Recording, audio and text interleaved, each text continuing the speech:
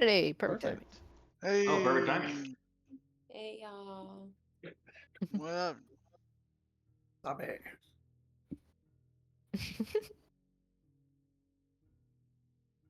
All right. Not you, Jess. I did something that happened final.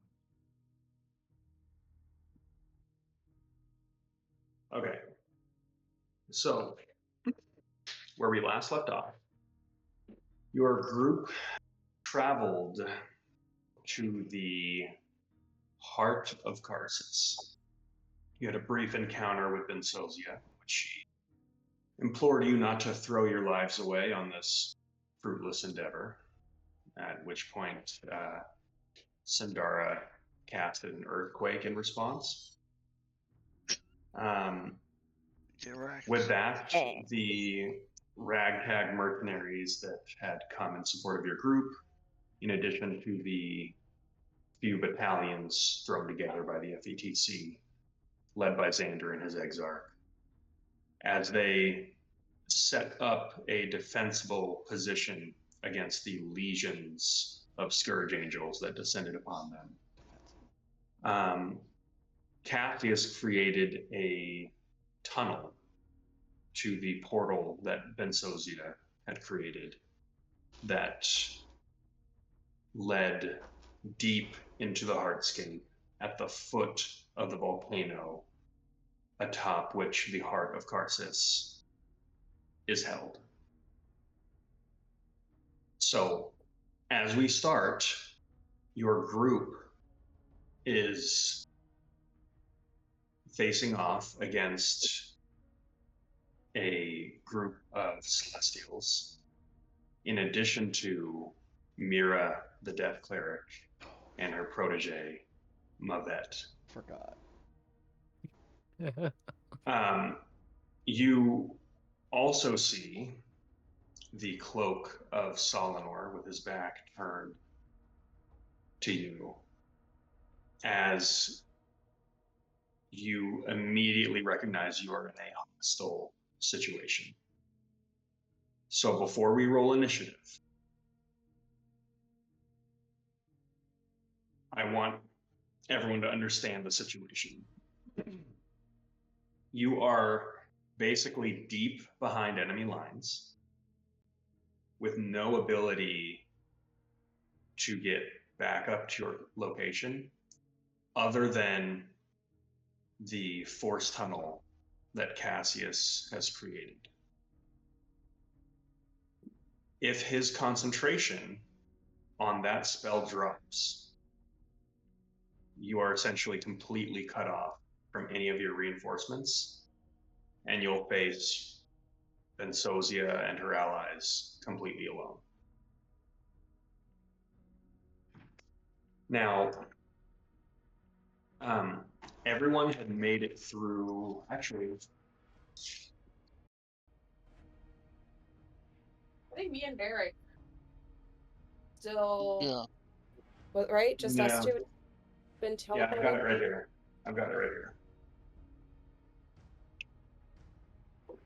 Cass made it through. Varric made it through. Autolink made it through. Mm-hmm. Yes. And Conrad. Sindara did not. I think also made Yeah, it. Sindara's in the Oh, tunnel. then Sindara and Conrad Grix made it through, right?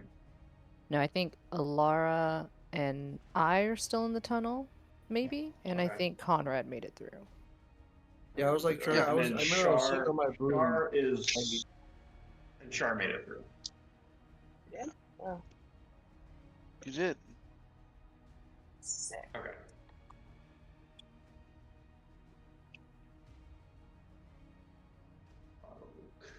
What are you doing here, buddy? He does whatever he wants. Yeah, I don't know. Not dying, hopefully. Right. Okay. So let's see. So the first thing I'd like everyone to do is, I gotta check the sheet. So Alara is halfway through. And Sundara is also not in. Remember, anybody within 30 feet of me, you have advantage on save throws.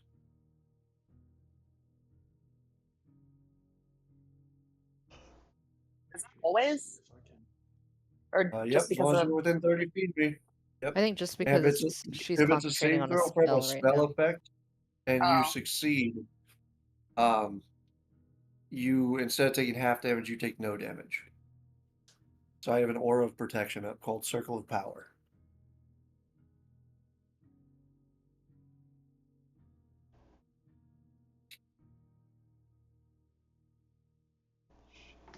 Okay, so here's what we'll do.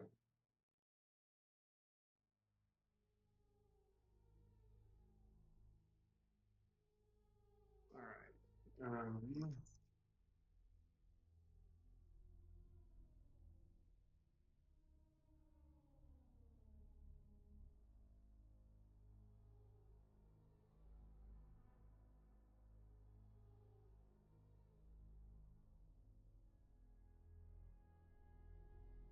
Okay, so Sundara and Alar way through.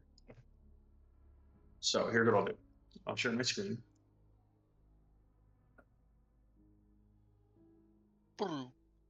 Actually, first I'll give a little peek.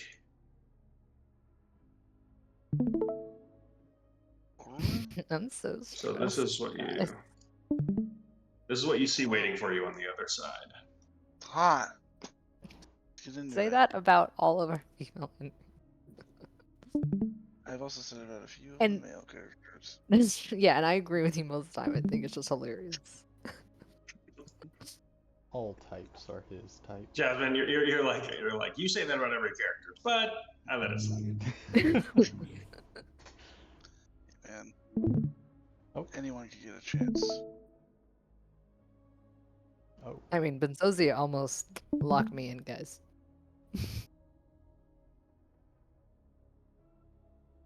Oh, this looks. it's not good. Okay. So the Is few that of you that have lava or stepped, just different colored? Why do I see you don't know what it Jafet? is. It doesn't necessarily appear to be exuding all that much heat. Cool.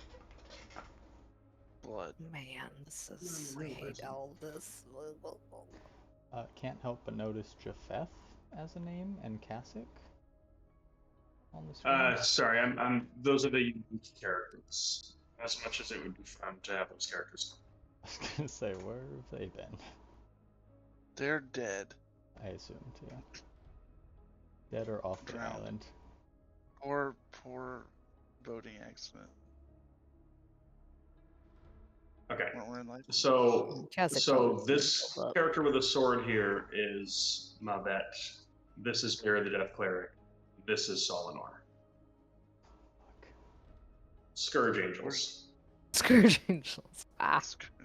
As 1, 2, 3. you look above you, you are quite literally in the midst of a swarm of Scourge Angels that are flying over your position, heading towards the FETC garrison. They got a job to do. So the garrison is. So we could still see the garrison, not just through the portal. Like it's just this portal was like a. It shortened the trip. You can see it through the portal. If this portal closes, you would not be able to see it unless you were flying. Okay. Okay. Good to know.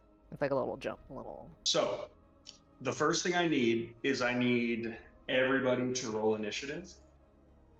Yeah, it's cool. That's my favorite part. And just keep your rolls to yourself. Keep it to yourself. Got Keep it. it to yourself. I like blurting mine out randomly out of turn. You're stealing my lifeblood here, Alex. I feel you, Eddie. I'm here to cause Where's chaos, my damn pen? it. No, you're here to heal. Well, yeah. I need like a No, multicolored. that's right. I'm not playing. That's right. I'm not Chaos playing is the Saul next yet. Session. Yeah.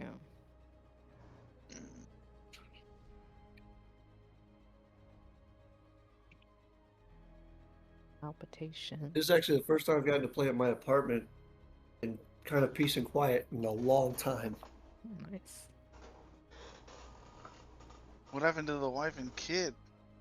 Dumped them. They're out Got rid of 'em. shopping. Her mom Dumped. won like $5,000 at the casino, so they're going out on a shopping spree the whole day. Oh, that seems That's like a big hit. That's a Mother's great Day hit. Yeah. of itself. Yeah.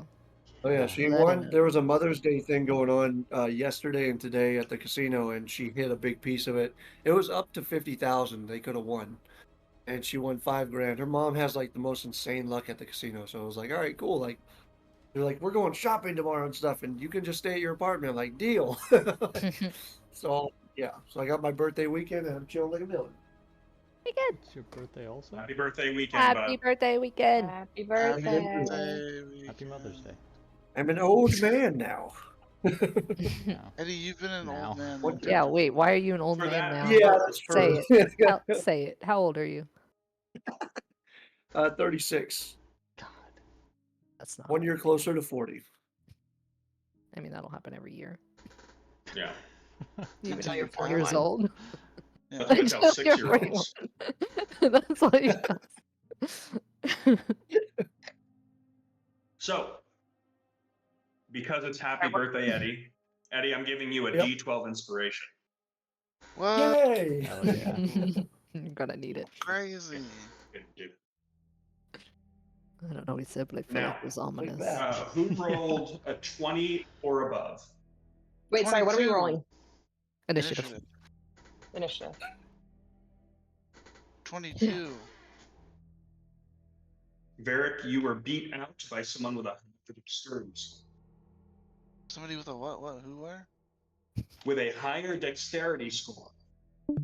Yeah. Oh, I that's thought you good. said somebody with a skirt. Well, Yeah, that would give them better dexterity. Shar, what was your roll? 21. Oh, Shar, Good beat job. out on initiative. Get wrecked, cat girl. At least you guys. A 6, okay? Give me a break.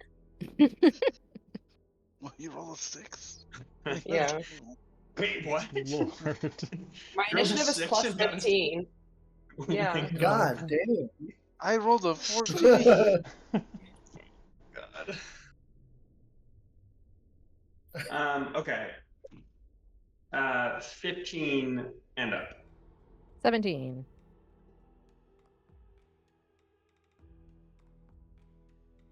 Uh, 14 and below. I got a 9. 10.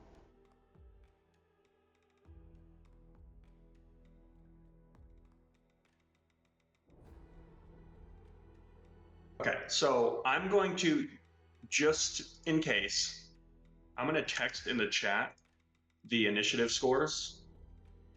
Just in case I fuck this up, because there are quite a few of you fuckers. People will try. Yeah. Yeah. Okay. We should all be writing it down, but we're terrible players. Well, I mean, except for someone give me a gold star. Thank you. What are we terrible at? Initiative. D&D in general. Yeah. DM can do it for you. Oh, you guys are. I think we do well. I think we're all really good at what we do. Yeah, I think we're a pretty good group of players. All right. Dude, That second is word. our initiative. Keep me honest. Oh, that's how you spell Grix? Oy. Hey. How did you spell it? Gricks. Stop you looking at my notes and judging me No, I instead of just actually didn't- correcting no. me? I didn't look. I just assumed. That's what I would assume too. I'm just gonna start texting you every time. I assumed it was Grix. My encyclopedia Because I cannot. Yeah, that's be what I would have correct. thought too. Is Grix. Yeah. But I can't spell, so. Dude, the Death Cleric has to go last? Sorry, Death Cleric.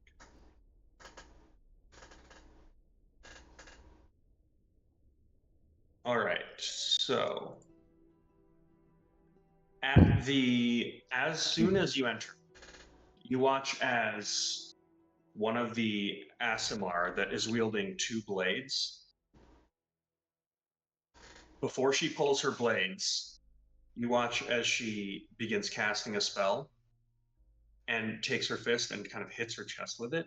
And you watch as there's this like warbling sound and this golden aura that emanates from her. So there is now a 10-foot radius of magical energy that is actually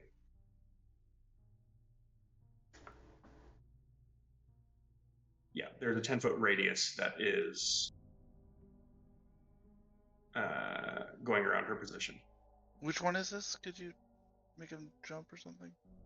Okay, That's kinda what I thought. my bet there. That's Muppet. Okay. All right. That is going to bring us.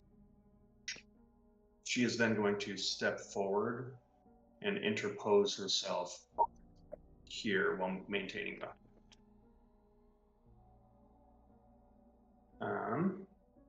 That brings us to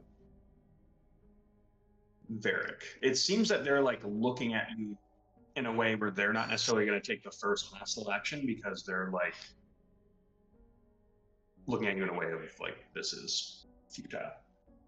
Varric takes this opportunity of not being punched to drink a potion of cloud strength. Okay, that is a bonus action. Okay, increasing my strength score to 27, which is fucking. Okay. Damn. Oh yeah. Yeah. Go ahead and make that change in your ability score. On straight Dr. Jekyll, Mr. Hyde. All right, so Dr. Jekyll was ripped and used a hammer. now I would like to use my movement to close the distance between me and fucking my vet.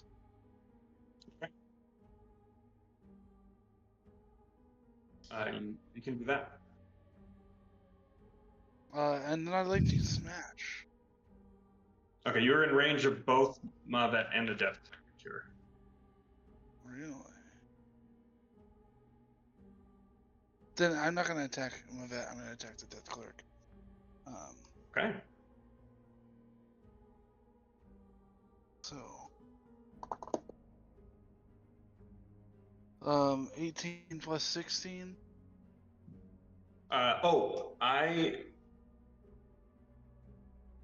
I need to. Oh wait, actually, hold on. I just subtracted 5 from that. Yeah, you always. So it's 29. weird. Yeah, I forgot. The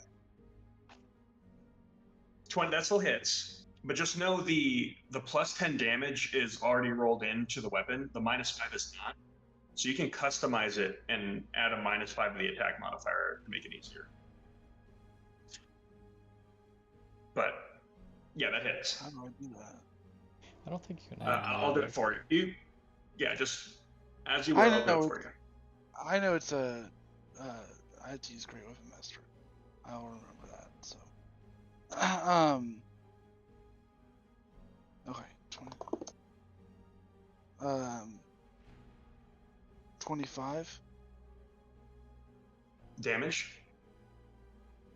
Oh, I was doing attack rolls. Okay, 25 hits. Okay. And then 21. Jesus Christ, that's your hit bonus now? Oh, God. That's what I Okay. said. It fucking If you refresh your sheets, the that change should be made so that Great Weapon Master is fully built in. Yeah, anything above 20 definitely hits. Okay. Then we'll do. Hold on, I'm refreshing my screen. Oh, thank you. So it's 1d8.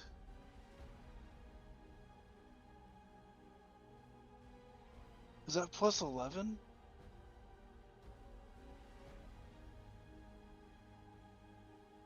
Alex? I don't know. I'm not looking at your sheet. Oh, it is plus 11. That's great.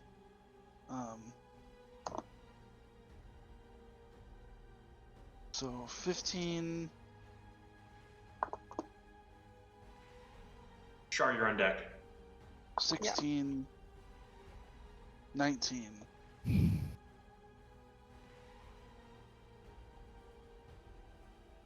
To hit? What are you doing? No, that was 15 19 damage? damage. Oh, okay. 16 damage. 19 damage. Okay, so that's 50? That's Yeah. 15, 16, and 19? 50. Yes, got it. Cool. So you rush through, see somebody that's a spellcaster, and you just rush through and just start knocking them around. Yeah, that's kind of the gist of it. Okay. That is going to bring us to Shar. How far am I from the action?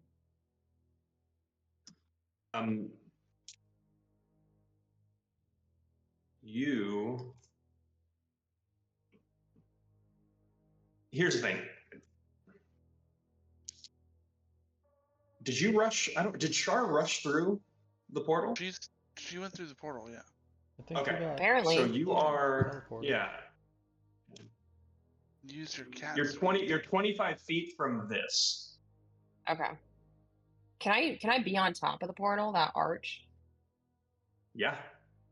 Okay. I'm gonna perch up there. Yeah. I mean, you have a climbing speed, so that is not a problem. And I am going to take 2 attacks. I was misusing my multi-attack last session. Hold on, you can attack twice whenever you take the attack action on your turn. So does that mean that if I'm using my attack action with my my double crossbows, I get how many attacks with that? Just 2? 3. 3. And then I think I can use my bonus action as an attack as well. Oh god. The bonus action gives you 3. So extra attack gives me 2. And then you can. And then the bonus action action gives 3. me 3? Yeah. Yeah. Okay. Well, then what's the point of holding 2 crossbows if I don't have any of those like feats that I can just use one at a time? That I could just use one. You know, I guess there is no point in having double crossbows. There is no point in having double crossbows unless you're. That allows you to. Okay. Okay. Wait, So you yeah, idiot. I'll take. Yeah, I didn't hear most of that, but I get it. I get the vibes. Okay. Let me make my attacks.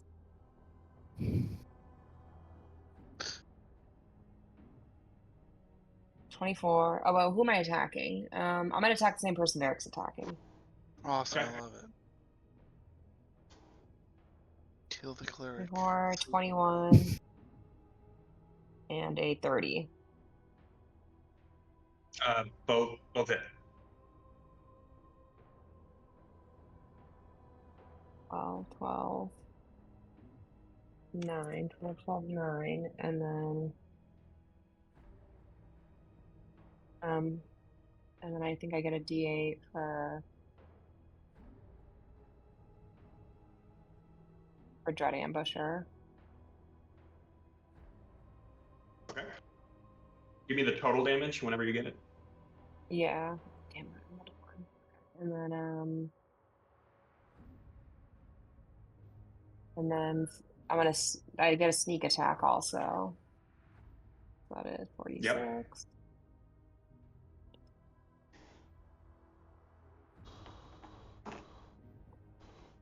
And 25 plus 24. 49.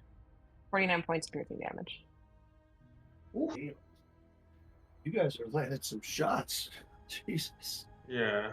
You are saying fuck the cleric in specific. All right. Anything else? No. Okay. Varric, you watch as the familiar form of Solomon just takes a couple casual steps towards you. As you hear projected through his clockwork mask, "This was a mistake." And he is going to cast a 7th level chain lightning on you. Whoa. He's going to arc it to hit Char, back towards Cass, and then through the portal to hit both Alara and Sandara. Jesus. So I need a dexterity saving throw. Everybody. You guys remember, whoever gets hit, if you're within 30 feet, you have advantage. Of me. Where are you? I don't know, Alex. Where is I? You are within range of. It just says within 30 feet. Yep. Everybody but Varric. Also, everybody except for Sandara, you have a heroic inspiration. You have a D20 reroll on anything Oh you shit. fail. Okay. Damn. Okay. All right. And this is a dex save, you said? Dexterity saving throw. Eek. I'm gonna use that inspiration. Yeah. Actually, no, wait. Sorry, not yet. Not yet. Sorry, because I still have advantage on this. That's right. Fuck.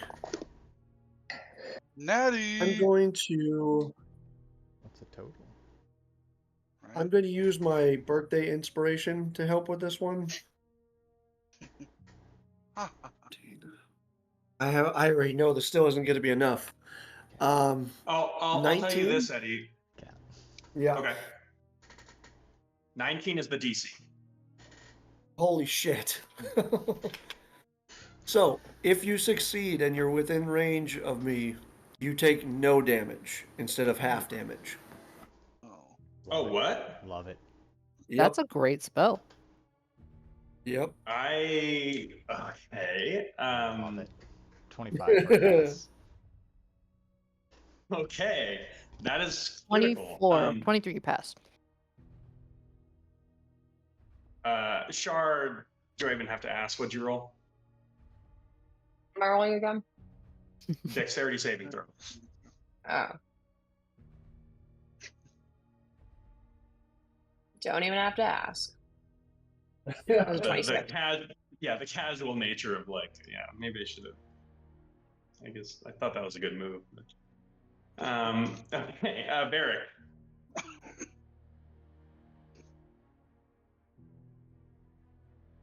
What's up? You okay there, buddy? Dexterity save. You got a nat Natural 20. Oh, okay. So you only take half damage, which is 23 points of lightning. So with that, you watch as your kind of shifts out of the way as this protective energy that emanates from Alara just nullifies Solomon's spell. He kind of cocks his head curiously at you, Alara. He is going to 23. He is going to bonus action try to thread the needle here and quicken spell a sorceress burst at you. Okay. That's a So 22 what to hit. does I do? Yeah, that hits. He's going to hit you with 20 points of acid damage. Holy shit. All right, I'll do a concentration save real quick. Points of acid damage. All right.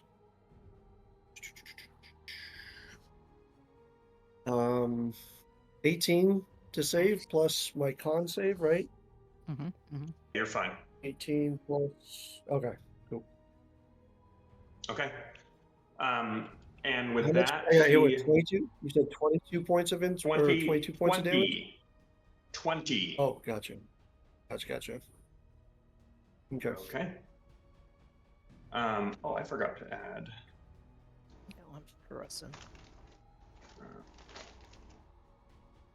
Shoot. Let's see.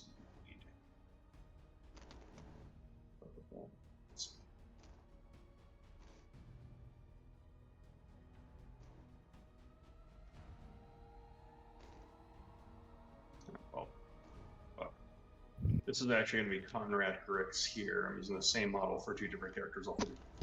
Conrad Grix is going to take his turn after Solomon.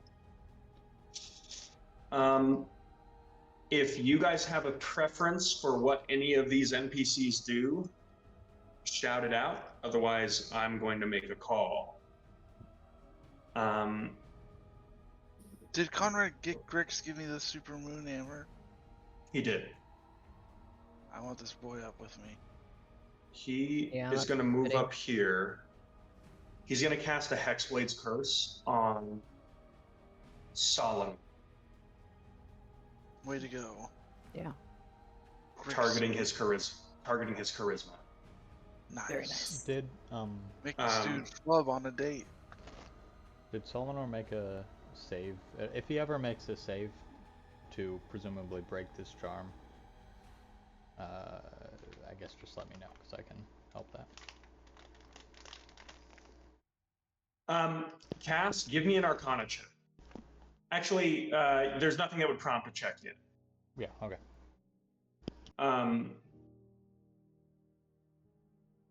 Conrad, oh man, this is so fucking mean. Trust. Conrad Grix is going to cast Power Word Stun on On who? Mira. Sorry, I didn't mean to yell at him. The Death Cleric. Solinor is going to attempt to counterspell at disadvantage. Wait, Conrad can cast spells? Apparently, this guy can do everything. She has less I'm than like, wait, 100 hit wait a points. second. Solinor will successfully counterspell his Power Word Stun. Don't get mad at me, Alex. Which one is Mira? Oh, that's the Death Cleric. The Death Cleric. I was getting her confused with Mavet. But that's fair. They're both M names. They're characters-ish.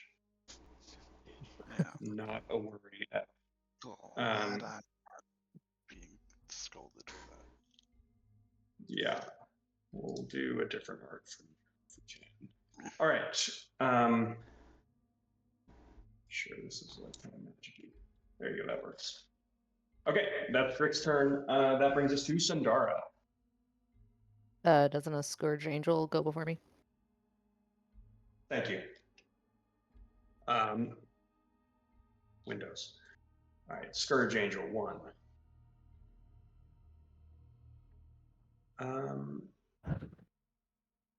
He is actually going to go over here and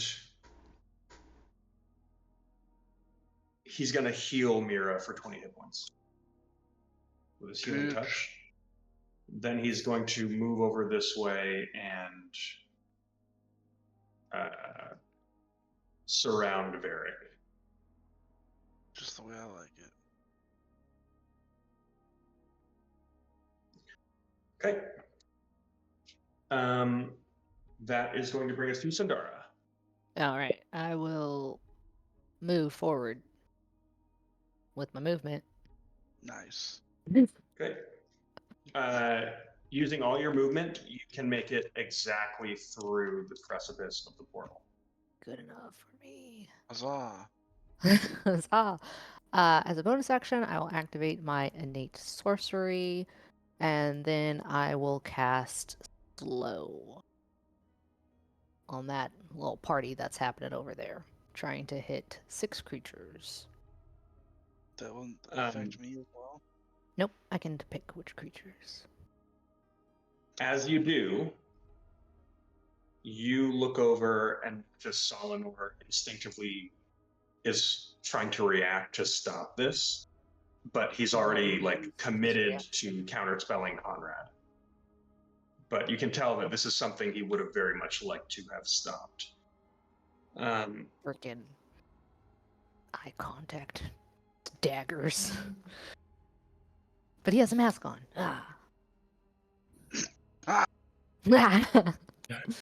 Oh, wisdom saving throws. Sorry. I will say, Mavet does have a counterspell.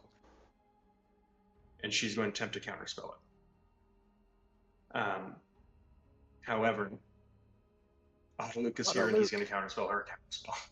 Luke! God, So Yeah, boy. what happens? what a lovely spell. I don't want to hear it, Pierce.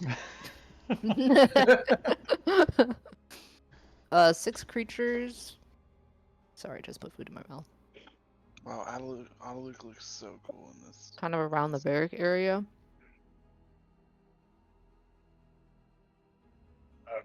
So definitely like Solinor, the cleric. What's the range? Mavet. It's a 40-foot cube. Yeah, you can get everybody. So 1, 2, 3, 4, 5. So that's literally everybody. What's the save? Wisdom. 19. Okay. We're going to go with the Scourge Angels first, who have magic resistance. Love that for them. Happy for them. Very good. Yeah, it's a company. Ooh, that's helpful. So it's going to be a 26 for the first one, a 28 for the second, and you saved, and that magic resistance saved me from 2 natural 2s. Ugh. And a 23 for the third. Now we go to I'm so stressed. Solinor.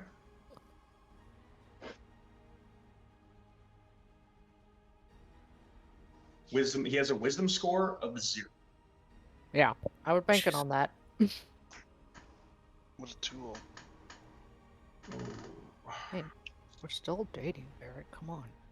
I got a wisdom score of +1. Wiser than your boyfriend, dude.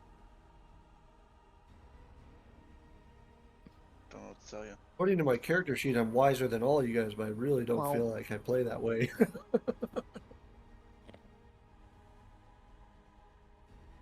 I wasn't gonna say anything. He can't do that. Yeah, let the spell spell, dude. Yeah, even with Mavet's aura. Yeah. Get Okay. slowed. So he fails. Mavet. Will also fail. Mirror Death Nice. Cleric. Big money. Come on, Death Cleric. Also fail that fails. shit. Natural 7. But I ain't even shook. Wait, I might be a little shook. Well, that brings us. Here's the thing. That brings us to an 18. Plus Mavet's aura, that brings us to a 20. Lucky. So she is not, presumably not slowed. But you hit these 2 characters.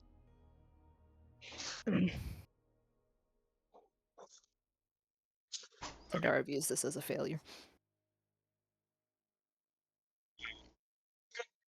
Okay, anything else? Earthquake? Nope. Is All that my the only thing? goods. Oh. I stopped concentrating on earthquake. That is going to bring us to Scourge Angel number 2.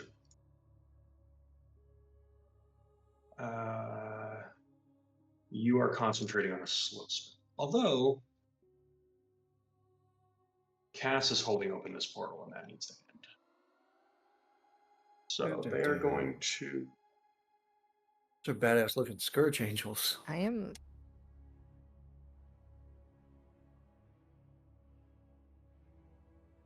Yep. I'm going to use it. It's going to use its 90-foot fly speed to close the distance with Cass. You got this, Cass. God damn.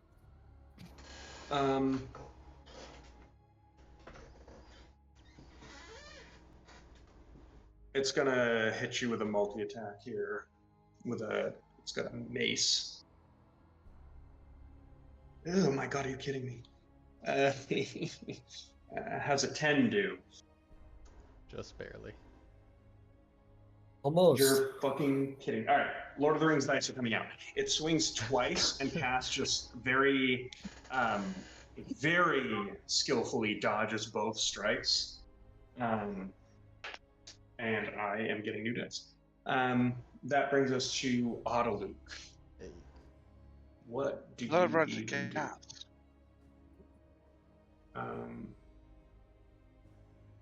According to the list. Oh yeah, you're God, I right. Cass feel- is next. Also, Autoluke's not on there. Autoluke isn't on the list Autoluke's at not all. on the list. Yeah, I guess I didn't add him. He did roll a 14, so he's actually after Scourge Angel number 2. Okay. We'll write that in. You told us Auto to is so... keep you. Yeah, I know. Well, You're right, I failed. James. Thank you. Thank you, Jasmine. Anytime. Alex, you said you were using Lord of the Rings dice? Yep. When did you get those?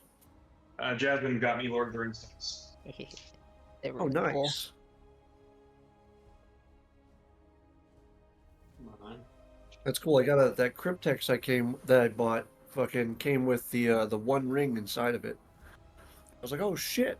Do you turn Yeah. invisible when you put it on? I hope these dice suck, by the way. Yeah, I do, but it'd be hard to play with that on. So I just kind of keep that in the corner when I really need it. So If I feel like Practice being weird out in hard. public or something. Autoluke is going to yell at Solinor. You're going to say, Solinor, end this madness. And he's going to cast Transmute Rock. And he is going to attempt to transmute rock to mud on the ground beneath Solinor's feet.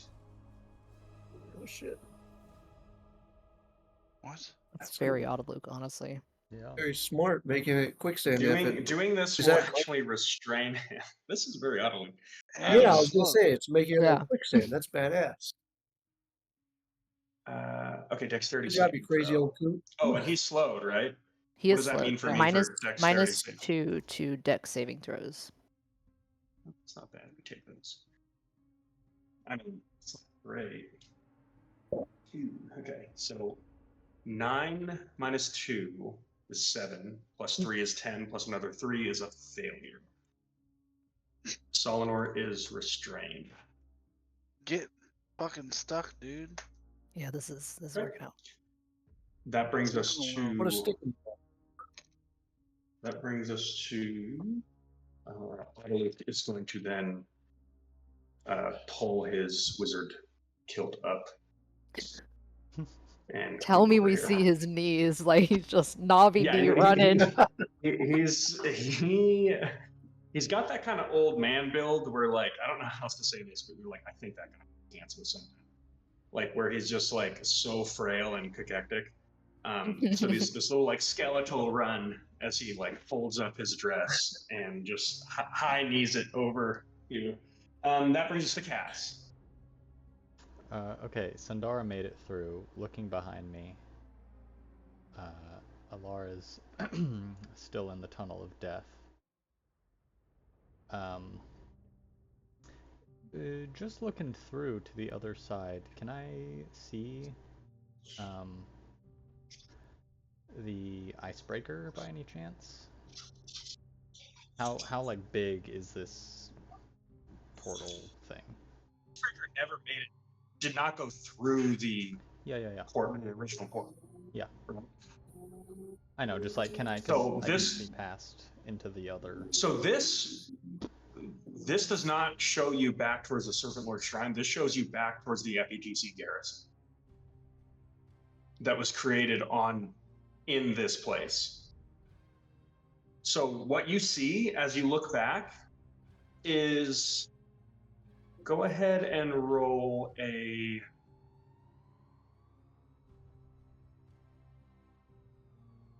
Let me see. Give me a D8. D8. That is a 2. You see the large form of Gunner pushing soldiers through the force cage that where he's trying to make his way through. Oh no, that's not what I want. We Okay. do want Gunner here. I mean, friggin'. We need a damage sponge other than me. Yeah, I'm telling you, this concentration ain't holding for long. I also can't do much with concentration up. Okay. Fucking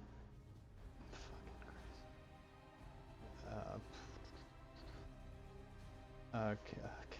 Fucking Cass. He's gonna dodge these 2 attacks from the Scourge Angel and then Misty Step to the top of the portal.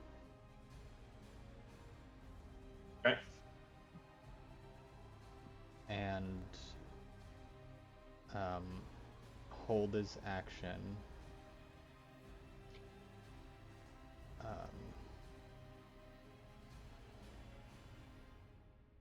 He's gonna hold his action to wait until Alara and Gunnar get through.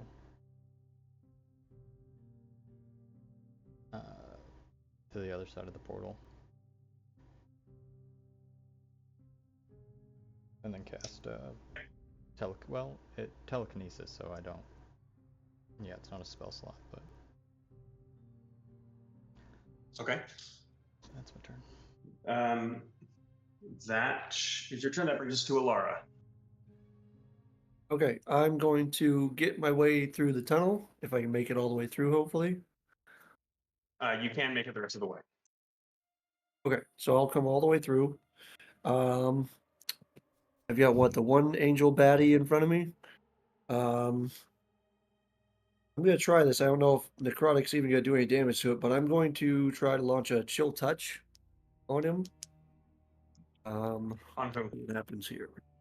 On the scourge angel that's right in front of me, the one nearest me, that's in the air, one that's kind of floating there. I was attacking Cass originally. That's gonna miss. 15. 15 misses. Okay. Then I will bonus action sanctuary on myself. Okay. And that is my turn. Okay. That brings us to our final Scourge Angel. Wow, it wasn't the slowest one. Holy shit. It is going to cats.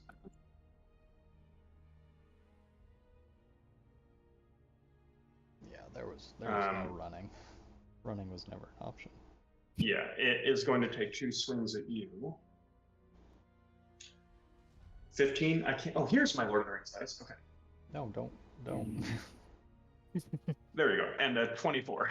There you go. Oh no. Yeah, that one hits. Okay. So you take 25 points of bludgeoning and radiant. Okay. Remember, you have Concentration check. Yeah, advantage on your concentration checks. Actually, no, that's not a save. That's right. Shit. I've got advantage. It is a save. I've got advantage. I'll tell you what. Oh, it is Because this is a spell that Alara is casting, if there's any effect that gives you advantage on a concentration check, I'll give you one, like a reroll inspiration on any check that already has advantage. Basically, triple advantage. God. Damn. That means we're fucked, guys. That's 20 for my con save. Those saves. Okay, you make the concentration. I don't understand that.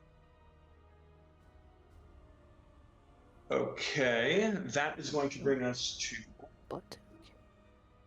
Mira.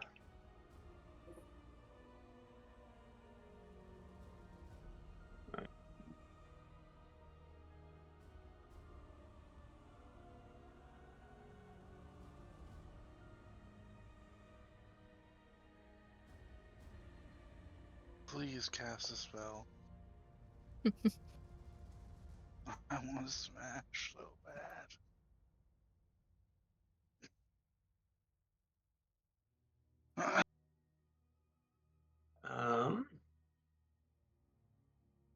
Mira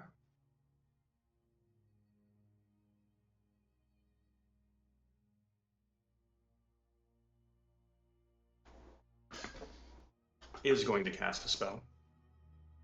Okay. She's going to cast an 8th level anti-magic field. Am I in range to counterspell that? Or try to counterspell it?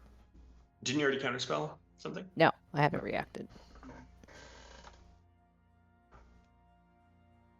Yes, you can. Do I still get to smash?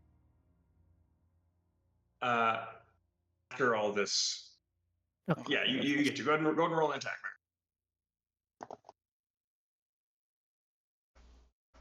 Natural 20. Okay. Go and roll damage.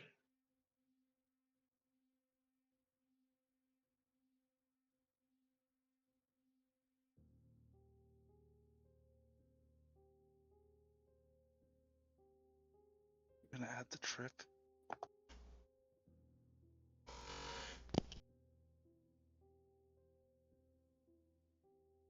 Needs to make a strength saving throw.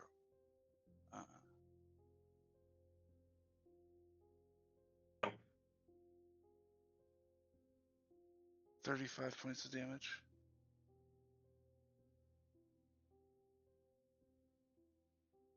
Okay. Sundara, I'll counter cast spell it check. at 5th level.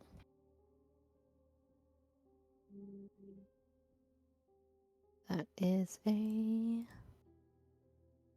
18.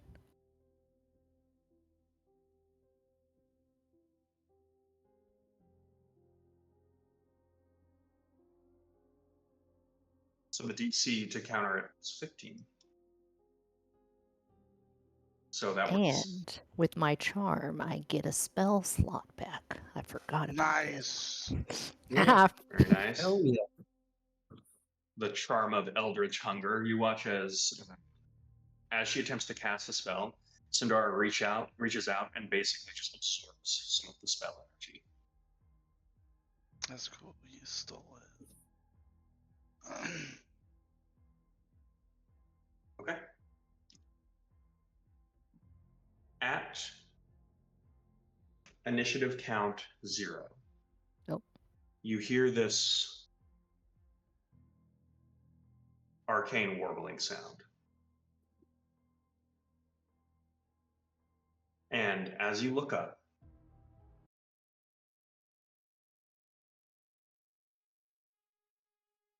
let me see here.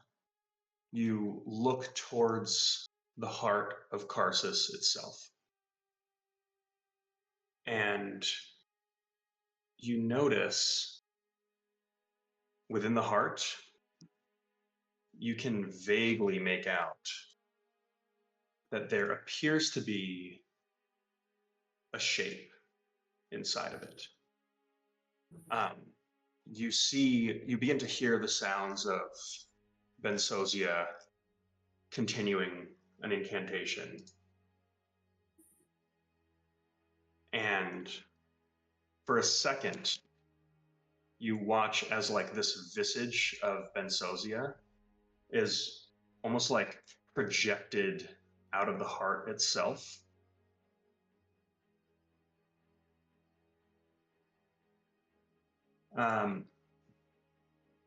And it seems that the ritual happening at the base of the mountaintop here is progressing.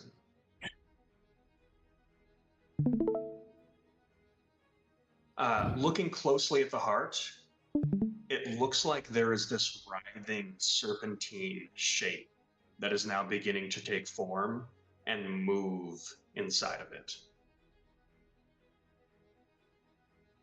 As this happens, you watch as this like crystalline glass begins to just fracture as the heart begins to squeeze and almost beat one time.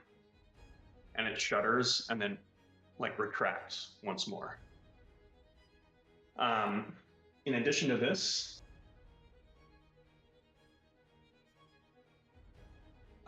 Gunnar is going to dash his way through the portal, and it looks as though another Scourge Angel is descending to join in the battle. That's going to bring us to top of the round.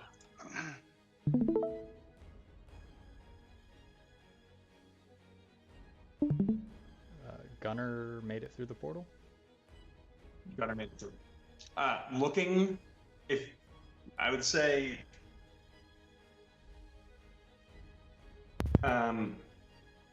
let's see. Jasmine, roll a d8, please. Okay. Hi, good. 2. Roll it Okay, again, please. 7. Okay. Stepping into that area that appeared to be where that force cage is that Cass is concentrating on, you see kind of like this sullen-looking swordsman who you vaguely remember being Truman on Reyna Kalamov's ship. This appears to be her first mate, who is now stepping through. Guys, stop. Stop.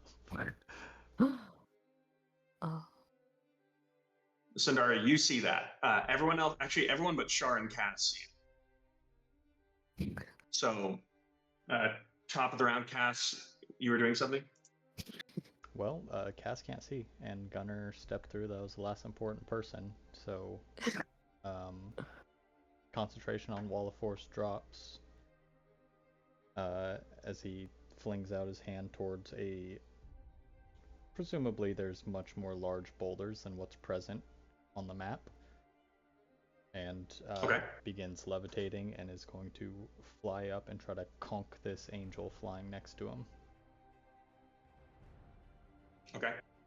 As soon as concentration on the Wall of Force drops, there's like this light that stops illuminating this tunnel, and you watch as Valkyr kind of stops in his tracks, looks up, and this flurry of Scourge Angels just descend around him, and he is completely engulfed. You cast your telekinesis. Do you roll an attack roll, or do I do a saving throw? Well, I'm kind of... I can move an object 30 feet. It doesn't necessarily say anything about attacking with it, but I don't see why I shouldn't be able to. Okay, give me a spellcasting ability check, and you can add your Jack of all trades to this. 15, 17. 17? Okay, so I'm going to give you, we'll call this 6d6 bludgeoning damage on a failed save, and it succeeded on the save. That's loud. Oh my god. 3 ones. 15. Okay. So half of that for 7. Totally worth the death of Valkyr.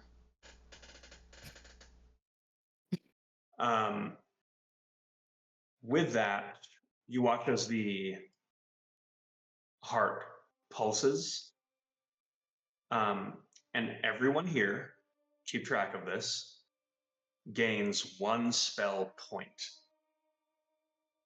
Okay. You feel yourself imbued with this magical energy, and at some point in the future, you could use this as a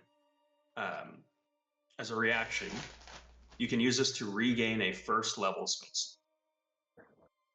As you grow closer and closer to the heart of Karsus, it seems that the very essence of magic itself is affecting you. What if you don't? Can you get an additional spell slot?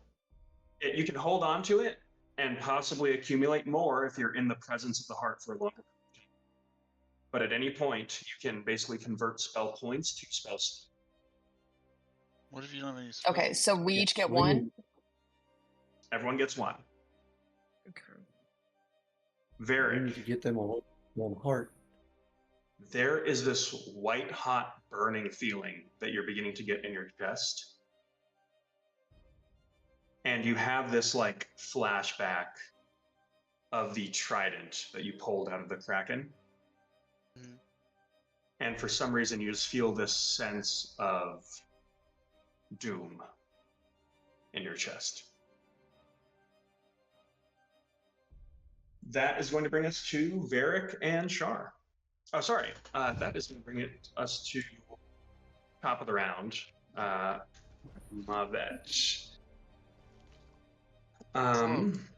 Who's slowed? She is slowed. Is there a save that I can do? When do I The get to end save? of your turn. Yeah. Okay. And I can only bonus. Yep. God. You know what? One D&D killed my bet.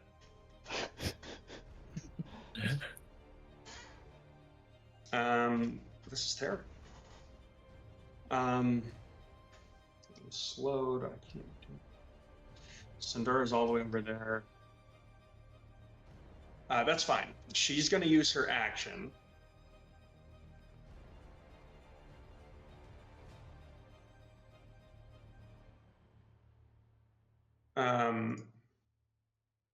She's going to use her action to dump 100 points of her lay on hands onto Mira.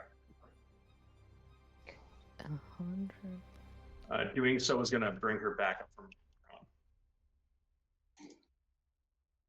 ground. And that's all she can do. Actually, she's going to make her way towards.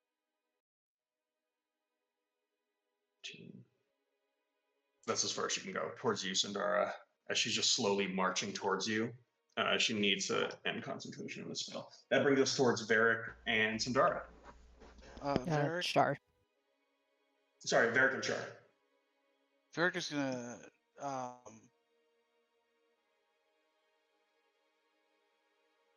he's gonna use the Tides of the Moon Warden on his action, which he slams the gavel into the ground, creating a 30-foot radius shockwave. I need Dex saving throws. Save is half damage.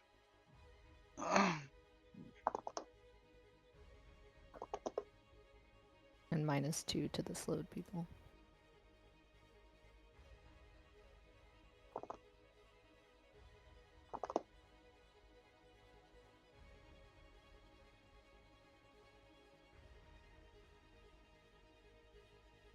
Um,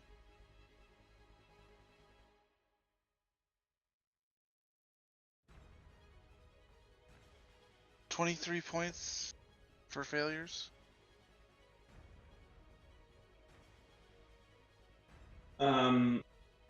What's your save? 18 Dex save. Okay. Mavet makes it. Solinor and Mira fail. And the angels are all flying, so they're unaffected by this. Okay. So what's full damage? 23 if you fail. 48.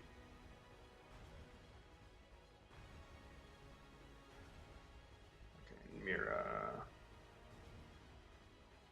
Okay. Is there any other effect? No. Okay. No. I just Okay. recharged on that critical hit. Or a death. Okay. So with that, Varric just slams his hammer down and creates this shockwave. You watch as the earth like rips apart, and then at the same time just like stitches itself back together exactly the way it was, as the shockwave just emanates out from this position. I will say this also affects your allies. So Autoluke, natural 20 for Autoluke. As the spell emanates from Alara, you watch as he once again hikes up his wizard robes and then just kind of like hokey pokeys around your earthquake, completely untouched. Conrad Griggs is going to fail and take full damage. He's not concentrating on anything. I didn't know. Sandara and Alara, I need a dexterity saving throw for this effect as well. Okay. Also, I'm sorry, I didn't know what would happen when I slammed it. Let's see. And then Shar, you're on deck once I get these notes. You said a dexterity saving throw? Dexterity save. 17. I'm going to use my 17 fails. reroll for my inspiration. That didn't help at all. 14. Wait, Alara, aren't you on a broom? Oh yeah, why the yeah? I'm chilling on my broom. She I'm flew like in on floating her off the broom. ground, I thought. If you're on a broom, that's fine. There's going to be some negative effect to being on a broom because you are way less steady in the air. So if Okay. you get rocked on a broom, Yeah. some shit's going to happen. So that's fine. Heal. So you're immune from the save. Sundara, what's your roll? I failed. Yeah. Okay, 23 points of damage. And Shar, it is your go. Can you tell me what the Bolt of Fiend Slaying does? It slays fiends extra good. Okay, but like, how do I use it? You load it in your bow and you shoot a thing that is that thing. Oh, is it like a use once type deal? It's a single bolt. Mm. And if I miss, I waste it? Yup. Ah, shit. Okay. Where is, what's her name? I don't know her new name. Bensozia. She is not in view. She is at the base of the mountain. This party, it looks like they are here to stop or delay you from ascending to the mountain.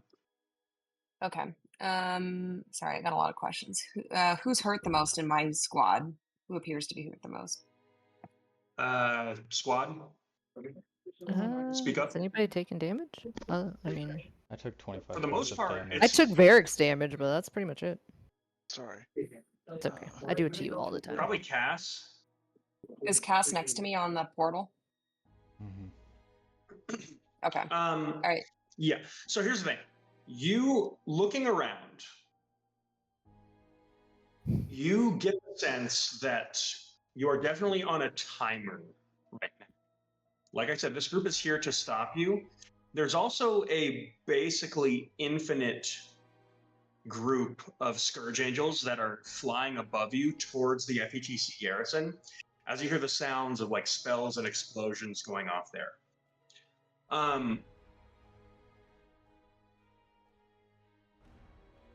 So on a quick glance and survey of the battlefield, you kind of get the sense that like whoever you want to eliminate here, regardless of whether or not you win this fight, want to do it as quickly as possible. Wait, you just cut out the last sentence. Sorry, Regardless. you're getting a sense that you want to try to end this fight as quickly as possible. Okay.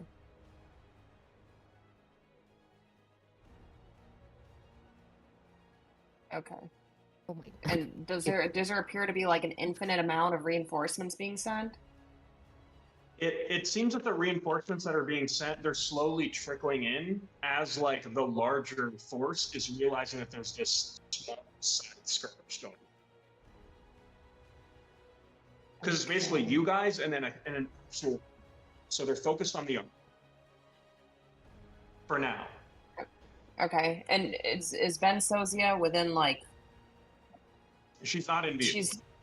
You okay. presume she is near the heart, which is probably about like 500 feet away and kind of out of view. So basically, as you go towards like the north over here, there is like a climb, an ascent up a mountain. Okay. Should we just be like running out this bitch then? Yeah, this ain't a stand your ground kind of fight. Is this futile? Is everyone else just sticking around and fighting? It's the opinion of Pierce. I mean, we can move and fight. I'm pretty sure they're not going to just let us walk off. I mean, you probably could because you're fast. So, Shar, I'll tell you this.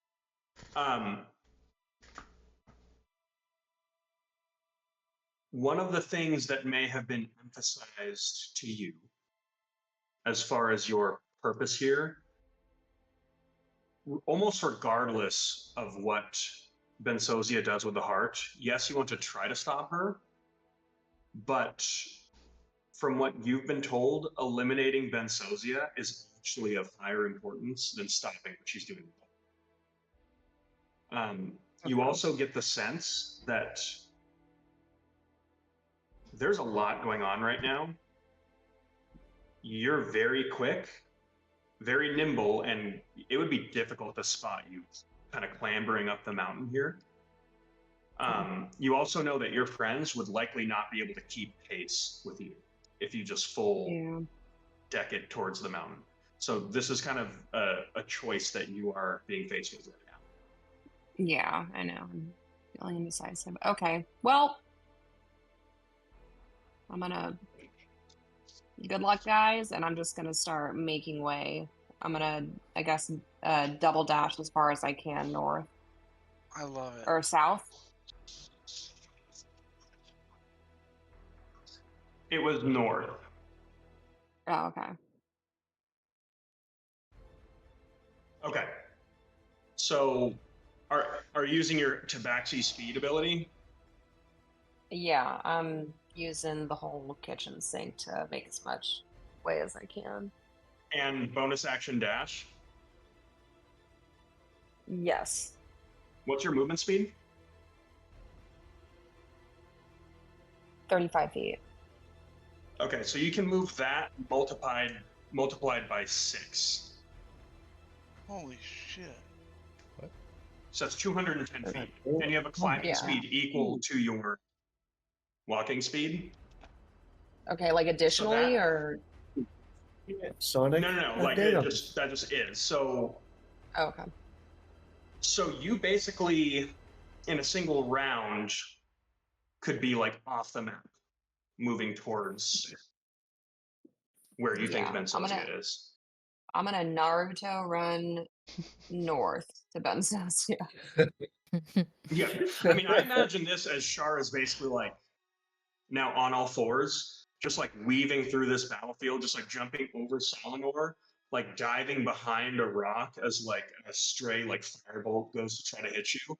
And you just kind of quietly disappear in the chaos of everything going on. Kung Fu For the sake of this, give me a stealth check. Stealth check.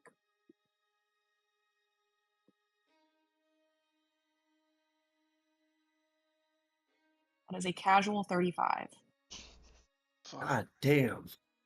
So you watch as Shar leaps off the top of this portal as the portal is starting to spark and close at this point.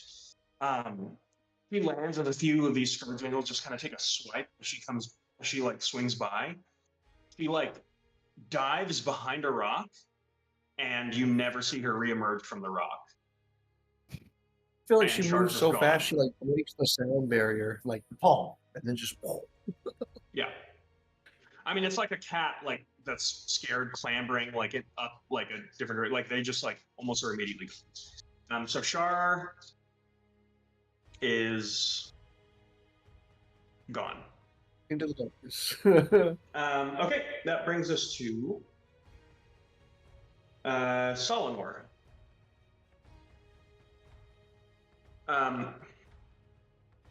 Solinor is going to use his Clockwork Sorcerer Keystone ability, the Clockwork Cavalcade. Okay. So he is going to, as he's struggling to even stand up, he is going to use all of his movement to stand up. And you watch as he just like, his hands kind of tremoring, just like reaches forward and then sinks his fingers into something that is not there. And then with a single swift motion, just rips at the fabric of reality. And you watch as in this area all around him, he is reshaping this hellscape in the image of Mechanus. And you watch as there's like these kind of ghostly gears and cogs that are slowly beginning to form all around. And the like weave of everyone's like spell energy and magical effects are becoming visible to the naked eye in this area. He is going to divide out 100 hit points of healing between himself, Mavet, and Mira. He is going to end any harmful spell that's level 6 or less, including the slow spell. And that, okay. So everyone's now fully healed. And the slow spell is gone. Congrats, guys. We've done Does, nothing. by chance, does that affect his charm at all? Doesn't seem to. Or whatever's got his mind all in a tizzy. Give me an Arcana check. Oh, okay.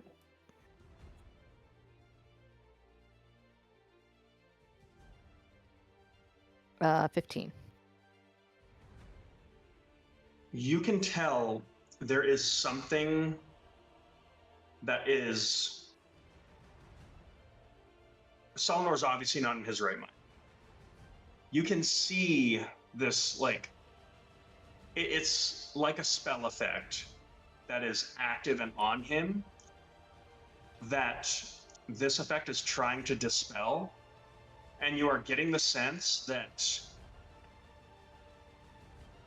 this effect that he's producing is not powerful enough to dispel one effect that is on Solid. It does not mean that it cannot be dispelled, just whatever he just did is not powerful enough to do it. Oh, okay. So, as he does that, he is now going to. Ah.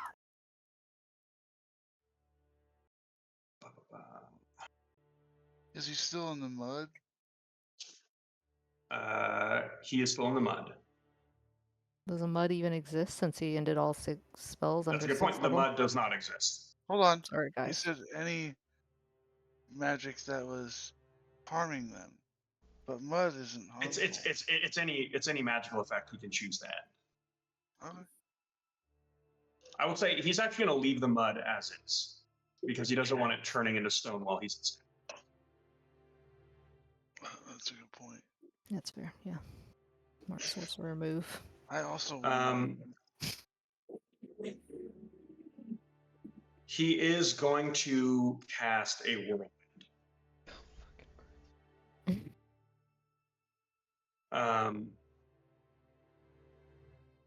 He is going to cast it. Cast, stopped concentrating. Cinderella's spell ended. He doesn't care. He's going to cast it on Alara and Sundara. You know what? Funnily enough, that's just enough range to hit cast too. I need you guys to make a dexterity saving throw. Alara, because you are on a broom and not tethered to anything, I'm giving you disadvantage. Okay. But with my what advantage, about that levels Kurt? out to just straight roll.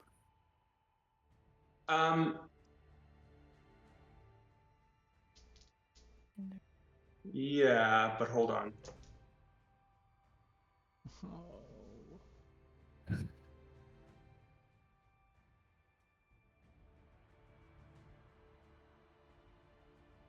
What's the chance you cancel out disadvantage? I don't have that. That's all.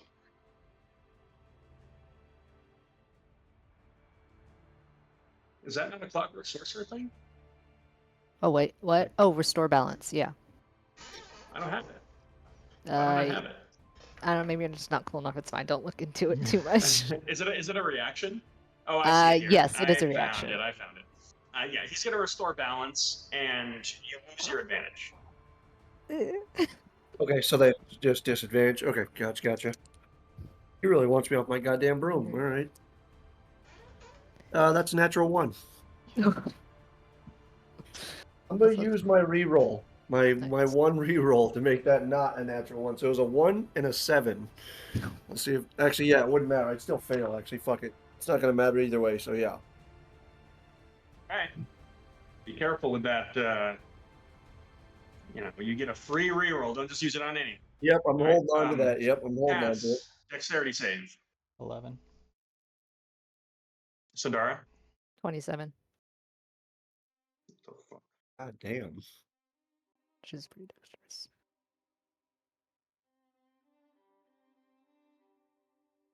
Okay, so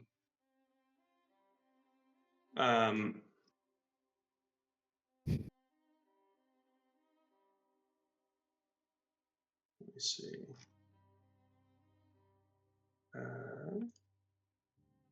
Okay, so Alara and Cass, you guys take 32 points of bludgeoning damage. Okay. What do I roll And for you are- concentration? You need a 15. 15? Okay. The con save. I'm not. Well over, like 17? Okay. Let's see.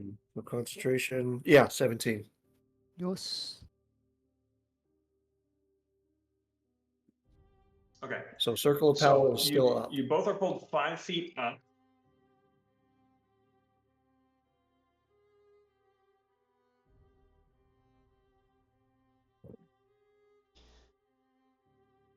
Okay. Oh yeah. Hey, And Alex, was you're that a rip that was grind. sorry, didn't mean to interrupt.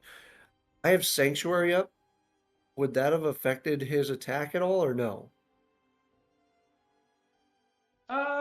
Yeah, I'll say yeah. So it's a wisdom save. Hmm.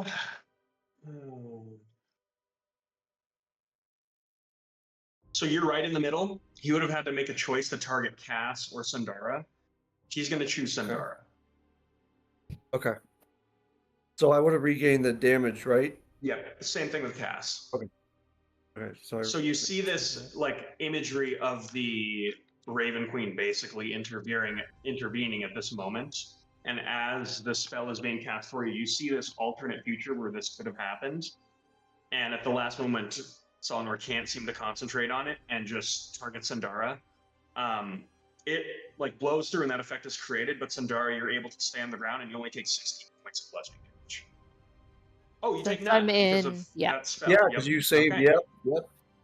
This is like such a Alara! Okay. You're welcome. That brings us to Conrad Griggs. Well, I wish we had the Palantir still, because I could double concentrate, and I have one more that's even more powerful Oh, that I that could would kick. have, yeah. But you hear nothing, Alex. Okay, so Conrad is going to take a flurry of attacks on Mira. He got a natural 20. Way to go. Okay, yeah, let's do stupid things. Let's do stupid things. So he's going to deal 42 points of damage on that one hit with an Eldritch Smite on Mira. And then another net, so 51 points of damage on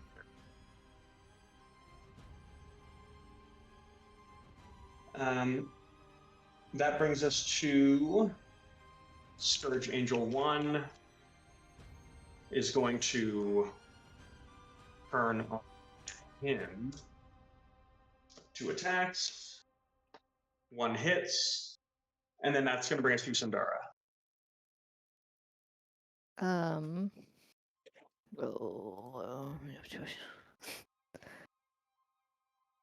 I will.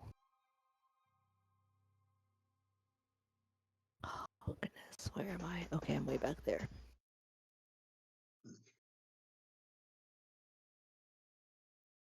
I will cast Dispel Magic on Solinor.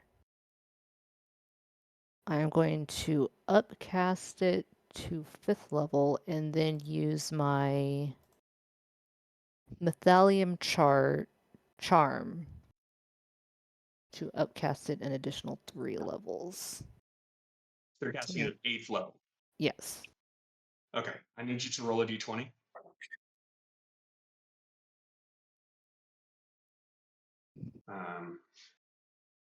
And spellcasting ability, that is 17. Hang on. You cast it at 8th level? Yes. Okay, so this is a 10th level spell effect. So a difference of 2. 1, 2. Yeah, the DC was 14 with it being cast this high. And she'll say something like, Yeah. Be free. Go on, Luke. She can't command you. Only I can. With that, you watch as Solomor looks like he just got like hit in the head with something, and he kind of like stumbles backwards, and he's actually gonna fall on the ground. And kind of you watch him look towards you, look kind of around him, regain his senses seemingly for the first time. He's gonna look up behind him immediately towards the heart. And it seems like the spell on Solomor is broken. I will move 30 feet. Also north, whatever that direction, up top towards the mountain. Hopefully avoiding the Scourge Angel right in front of me. Okay. And as,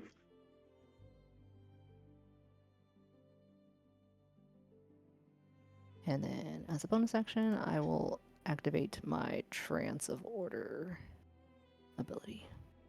What did that do? Nothing. Not crazy.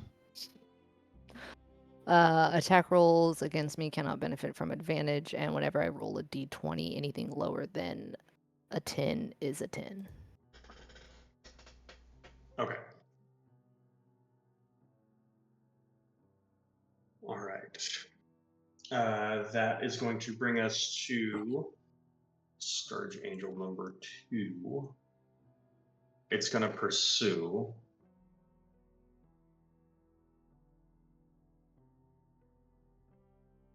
Take 2 swings against Sindar. That's going to be a 16 and a 17 to hit. 17 hits.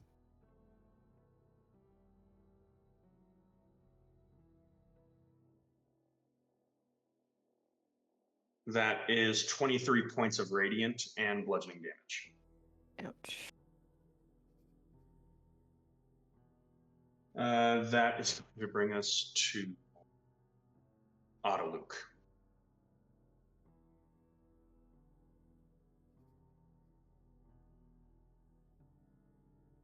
Cass, I have a question for you. Does Autoluke know that you have the cubic gate? Has he seen you use it before? Don't believe so. He's about to. Oh, yeah. Oh boy. He is going. So stupid. I hate this character. He's gonna. He's gonna kind of. What does he do?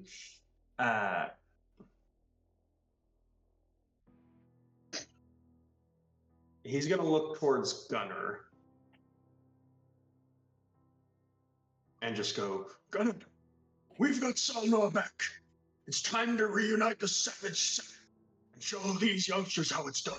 And with that, you watch as he just like pulls out this little pouch and like throws it haphazardly in the air. And you watch as there is just like this hailstorm of just cheap and shitty cutlery that just starts like raining down. It seems just like a tablecloth that he folded of just like silverware that he's been stealing from bars and. Isn't this motherfucker gonna cloud of daggers? I was just about to with say, is the this gonna be forks? like a cheap I was cloud of thinking daggers? animate objects. That And I is feel my- like it would be very Autoluke And to whip out cutlery to do that. He is gonna upcast animate objects at an 8th level God damn it. to animate It's the this 8th level that cloud does of it. tiny forks, knives, and spoons.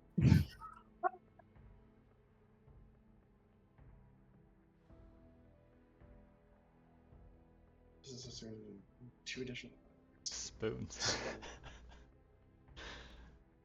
Okay, so yeah, so there's just this cloud of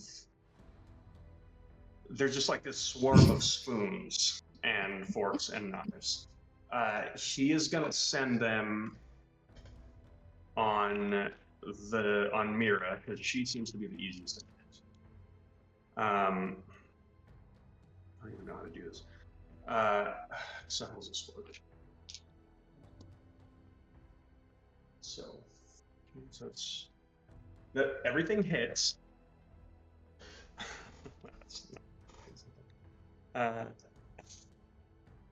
So that is going to be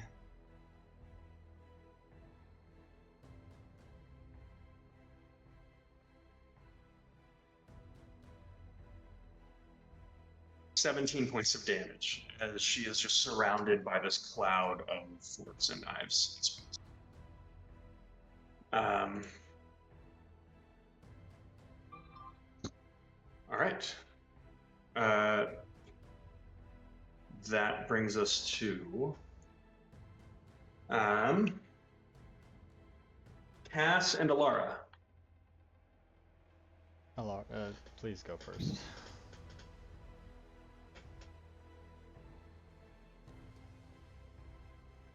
Eddie. Had a Yep. Okay. So I retreat. have Sanctuary up. Hold on. I got my plan in my head. Give me a second. All right. I'm going to. I don't know if it'll help a whole lot. But I'm going to cast my Spirit Guardian in front of me to give me a little extra protection. I'm pretty much just fortifying. Oh wait, no, that's not what I was gonna do. Sorry. I am going to. You'll see Alara open her arms, and on her arms, these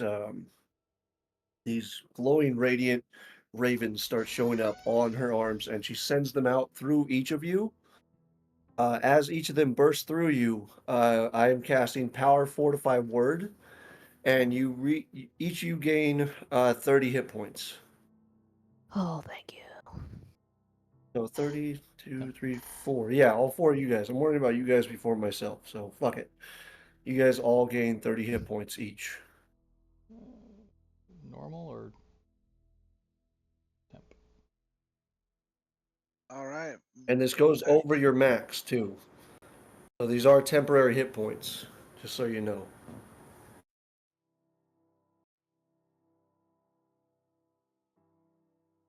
And that will be my turn.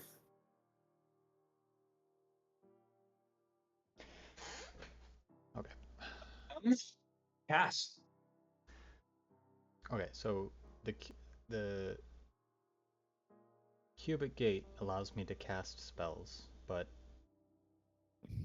that's me using an object. Using an item. So yes. I can't quicken spell that. That's just an action to use the object. Correct. Okay. Unless you were a thief who could do it as a bonus action. Yeah, I know. Okay. Yeah, who cares? Cass is gonna hear Autoluke's words and say, "You know what? That's a great idea." And he'll bonus action inspire Sandara as he says, "You've got it for a moment. I swear to God, I'll be right back." And then uses his action to pull out Lucky and brings him forth into existence and hops on him. And then is going to command Lucky to send them to the ethereal plane. Okay. And that's his turn.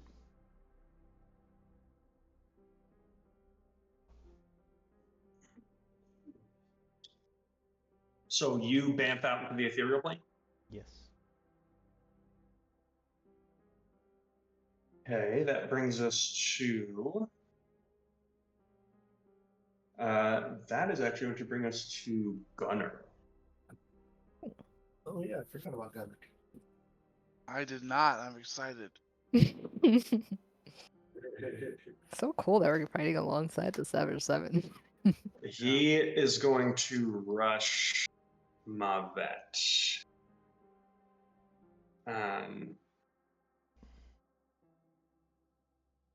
He is going to bonus action Divine Smite.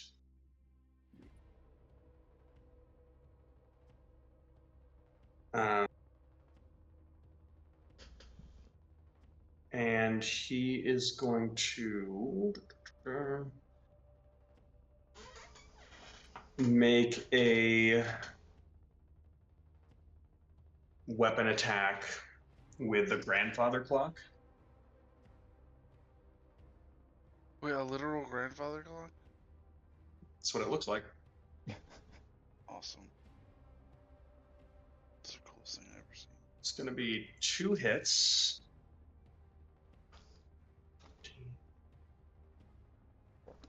So 28, and then he's going to pump a 5th level smite into that first hit.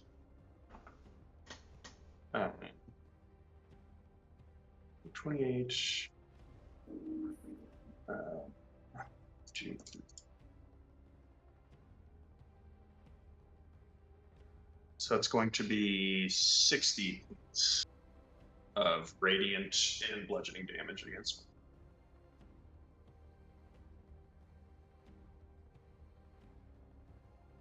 All right. That is going to bring us to Scourge Angel here. It's going to descend on Gunner, who's quickly become a decent threat. 2 attacks, 1 hits, and then there's a natural 1 for a miss. I'll resolve damage while we go to Mira. Smoking nothing.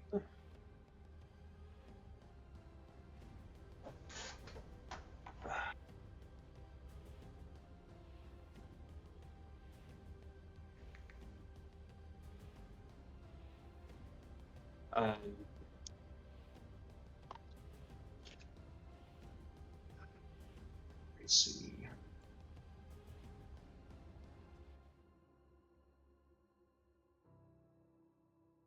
She is going to. She's going to drop a firestorm. Holy shit. Is that a spell? All right. Yep. Yep, a big bad one. Don't care. Roll and smash. It's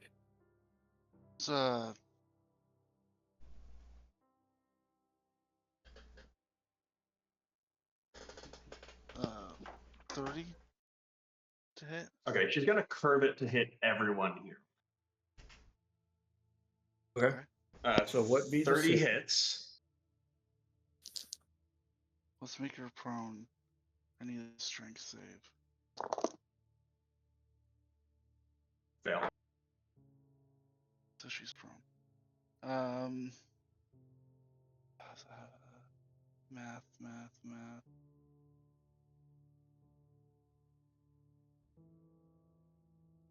20.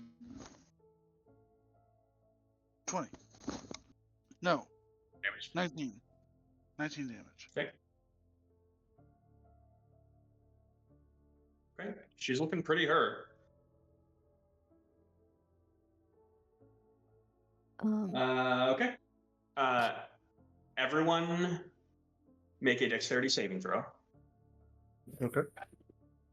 At advantage. Good job. Eek. I probably failed that. 15? The DC is 19. 20. Okay, yeah. On a fail, you take 29. What if you roll 19? Is that a fail or a success? That's a save. Okay. And then take half, which is 15. How much damage, 14. Alex? 29. Okay. And then what would I have to roll for my concentration save? 29. 10. Oh, 14 is the DC. 14? Oh no! And Sundara, I need a wisdom saving throw. Yes. I'm gonna use that re-roll you gave me, Alex. That's 14 exactly. Thank the gods, Jesus Christ! Like, Which god? I rolled Okay. a 12 with my highest one, then a 14. Okay. Woo. Okay. Good. Wisdom Still saving up. throw Circle power's is good. 19. And I also Okay, take so you're fine. half of the half resistance to fire damage, right? Yes. Okay. Okay. That brings us to top of the round. You watch as the heart of Karsus now pumps for the second time. As you look in it, very clearly, you now see that there's not one shape, but two. There's a humanoid shape inside the heart. You see its shadow. And there's a serpent that appears to be wrapping around it, and you watch as it coils and strikes at the neck of this humanoid shape. And you watch as the heart begins beating to life, and it's beginning to beat faster and faster. As you look up, there's like this astral sky. You watch as there is almost like this tear in reality, as you begin to watch branches of the world tree begin to form, like these spectral branches and trunks are forming like above the heart and now reaching out to other planes and seemingly pulling them towards your own. You can see directly above the heart, you see this just infernal like orb of fire and ice and suffering that this branch is just like gradually just almost in like a time lapse growing in these bursts and blooming while reaching out towards it. And even from this distance you can just see legions of devils awaiting the connection of this bridge. As the heart pumps, you can all gain an additional 2 spell points.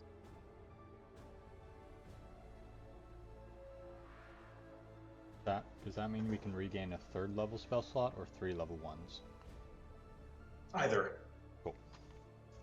Does this apply to me too? Yep. Shoot. I don't. Does this apply to me? I'm stuck on my next move. It does not, actually. That brings us to top of the round, Mavet. She's facing off with Gunnar right now. Yeah, she's going to have to deal with this. She is going to dump her own Divine Smite into him. Oh, it's a Divine Smite off. And she's going to take a ripple attack.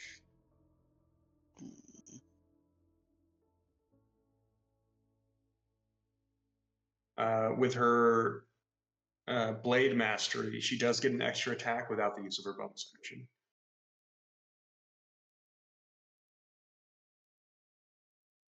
That is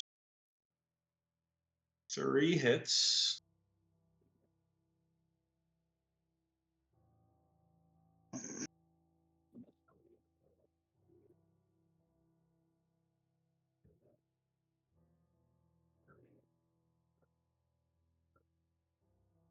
For a total of 70 points of damage.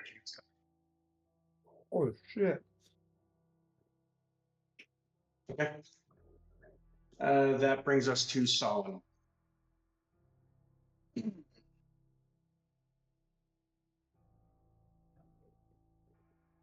No, it brings us to Varric. I'm sorry. And then we Char. also failed to 2 additional Scourge Angels become attracted to this scene.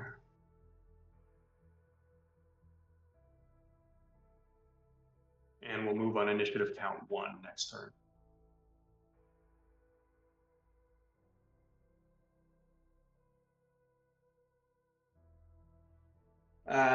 And yes, sorry, that goes to Varric and Shaw.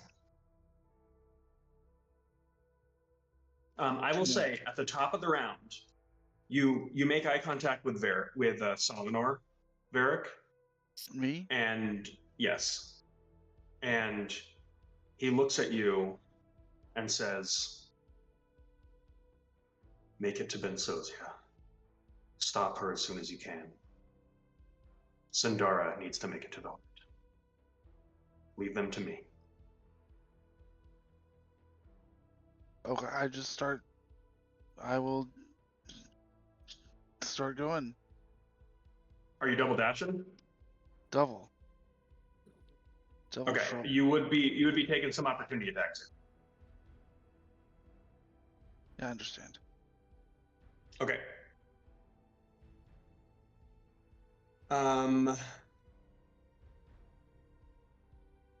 Mira is going to, as you leave her range.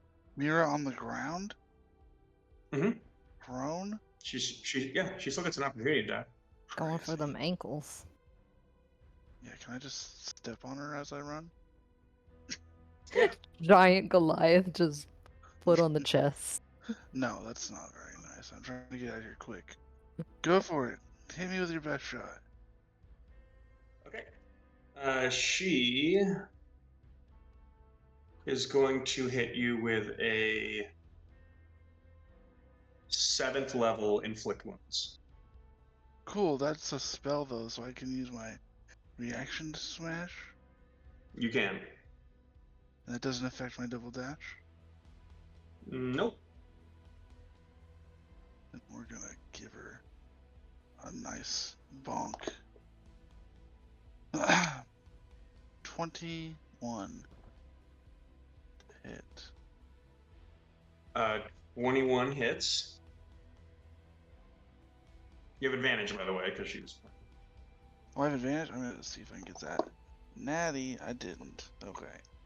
21 it is.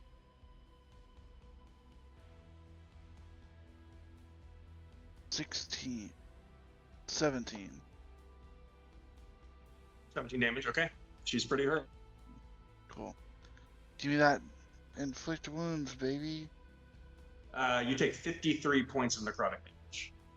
Cool. Jesus. Doesn't save me. Nothing. Um, I'm as running. you just like run past her and literally just like kind of curb stomp her on the way, she just like grabs your feet as one of your feet as she's bloodied and just like releases this necrotic energy into your leg. It doesn't even hurt. You just feel like half your body go numb. Cool. And as she looks at you, she's just like laughing as she's just like coughing up some blood. And she just says, "It's far too late for you to make a difference." Okay.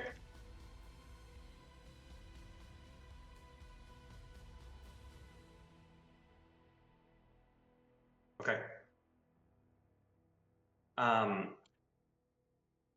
So Shar, I'll say in this one round, you've made it to the foot of the mountain with your last stealth roll completely undetected. And as you're closer now to the heart, you watch as Cassandra is looking towards the heart, seemingly concentrating on a spell or something. And you can vaguely see with these subtle like flicks of her wrist, the heart and the whatever serpentine like creature inside of it seems to be reacting to her movements, almost like she's kind of guiding them. So you stand basically at like the precipice of an open volcano. You're on one side, God, I keep doing it. Cassandra is about, I'd say, 60 feet away, looking towards the heart, concentrating. We're still in initiative. What are you doing? Do I get advantage on an attack if she doesn't notice You're me? hidden. Yeah, you're hidden. Okay. Okay, then I'm going to. Okay, I'm gonna attack her with the Fiend Slayer Bolt. One shot number 2. Let's What do I go. roll? What do I roll for that? It's a regular bolt, basically. It just does significantly more damage. Okay, so you're gonna tell me what to roll for damage if I hit? Yeah. Okay, and I'm taking this on advantage, so nice. First roll is a 31. Okay, that's hits. my highest roll. Okay. Fine. So what do I roll for damage? Why don't you roll all your attacks, and then Okay. we'll.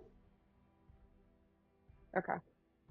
And then I also have, what do I have? I have a new feat.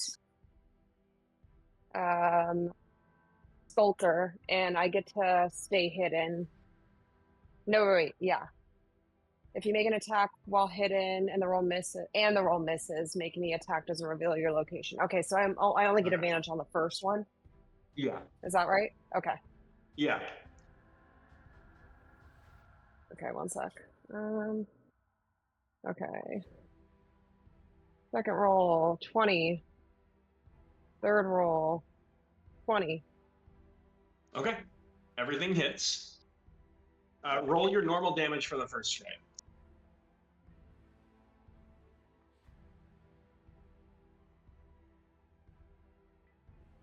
So that's 16 for, you said for the first, which is my Fiend Slayer bolt? Yeah. Okay, well, I mean, I rolled 2 out of 3 hits, and each was an 8, so that's 16 total. 16 total. Okay. Now roll an additional 10d10 Oh, shit. necrotic damage. Oops.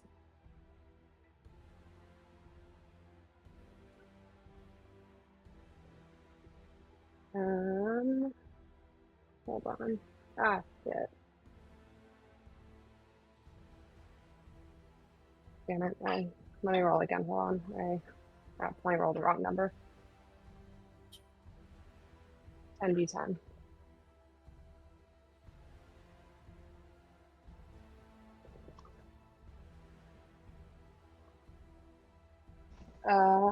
That is 46. It kind of sucks Okay. for a 10d10. So you deal a total of 62. And did you roll your sneak attack? No, I did not. My sneak attack is 46.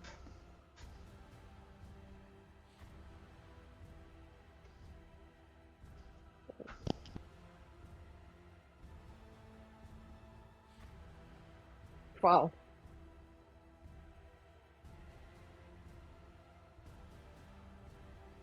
Okay, so you dealt a total of 74 damage against Cassandra.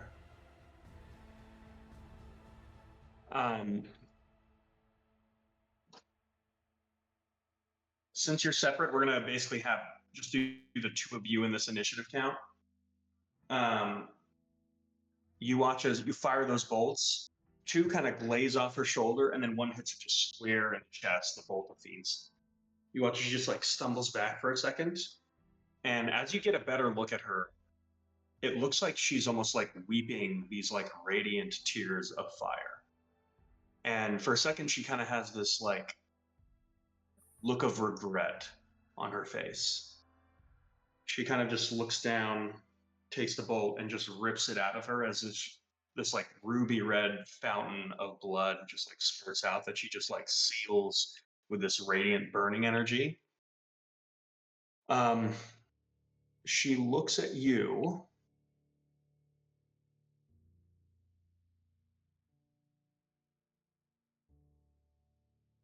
She is going to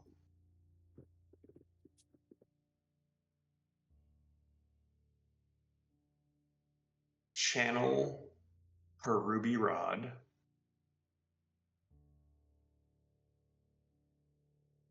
and attempt to hit you with a prismatic spread. I need you to make a dexterity saving throw. Okay. Oh, what? You said Ruby Rod. I immediately thought of Fifth Element. For anybody who gets that.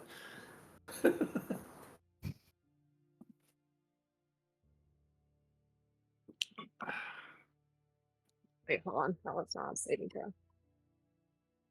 Dexterity save 29.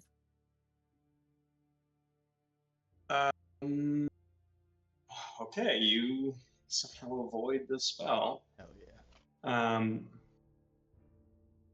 I should not be targeting your dexterity. You watch Yes, as it yes, you should. flashes.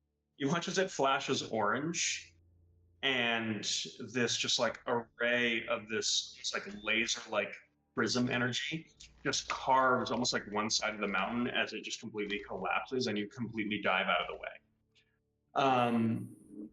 With that, she is going to use 2 sorcery points to quicken the spell, a commune to focus once again back on the heart and go back into that kind of like incapacitated, like trance-like position to continue charging the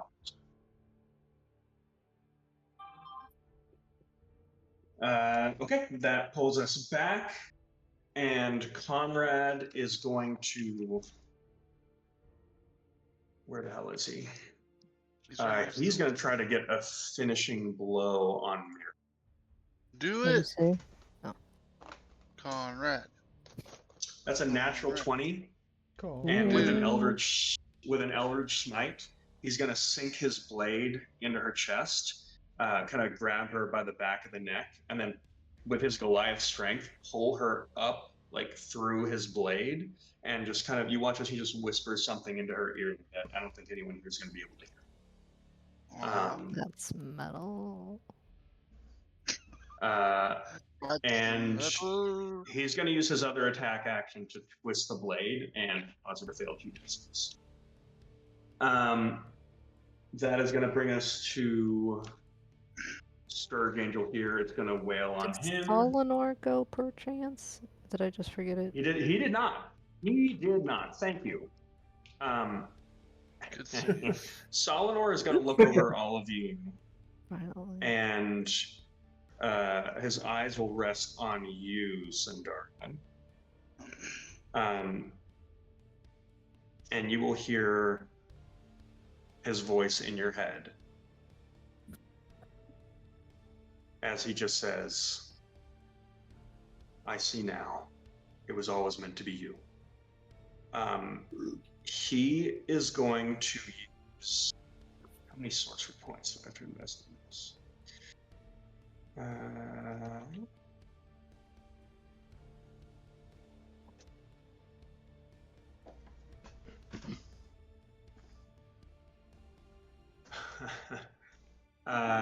He is going to begin casting. He's going to spend 1 sorcery point to do this as a careful spell. And he will use his action to begin casting a meteor swarm. Oh shit! Okay. Oh. Anybody Get out of the way. Appreciate that. And that is his turn. He's going to stand right there.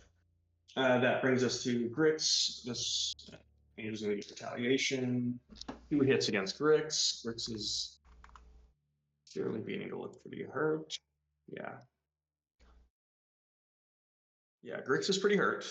That's going to bring us to Sundara. Scourge Angel. Did we kill that one? I have 1 listed above me. The one right next to you? I don't know. I just have Scourge Angel 1 above me in initiative. Yeah, that one, it wailed on Grix. Oh, okay, sweet. Did I hear what Solanor said to Varric? I'll say yes. Okay. I will. Ooh. Gonna take an opportunity attack. Misty Step. Yeah, but I'm trying to do something, or I need my bonus action. You guys, your out-of-date Misty Step. I have a much cooler Misty Step. You're right. Oh my gosh. Yeah, I will step forward. How far away is Varric? Yeah, I'm gonna 60 step feet away. towards Varric. Okay, You're so not 20 to 60 hit. feet. The opportunity attack against you. Yeah, that hits. Okay, so you're going to take 25 points of bludgeoning and radiant damage. Okay. After you want one. Sorry, how far away is Varric? 60 Holy shit. Feetage. They're About dipping. 45 feet from your position. Okay, I'll move an additional 15 feet forward. I will cast Twin Extended Fly so that I can reach him because it's normally a touch spell. So on himself and me. What is On him. allowing you to combine the twin spell and the extended spell? Innate Sorcery allows me to put 2 metamagics on one spell. Screwed again. Oh, by 1d8. damn. All right. Get fucking I think that was Alright. I think that was also in 5e, not in 1D&D. So Innate sorcery is a 1d&d thing. Okay. I'm gonna challenge that, but later. Yeah. All right. Uh, So, Varric, you and Sindara are now flying. Flying. Whee! Welcome to the club. As she flies off, she'll tell Solinor, "Be careful. I'm not ready to lose you." And then I will fly. I will. Oh. Yes, I will fly towards Varric. Fly away. Yeah. And I'll tell him, stay low. I don't know when I'm gonna lose concentration. Oh, He's 15, so I think Yeah, I you have guys like are another. dipping from my aura of 40, awesome. like Damn it. another 40 feet. Yeah, because it's total 60. So you can make it basically. Cool. Nope. Well, this guy. Okay. All right. That brings us to Angel here. Is going to pursue. Can I bonus action dodge? Sure. Thank you.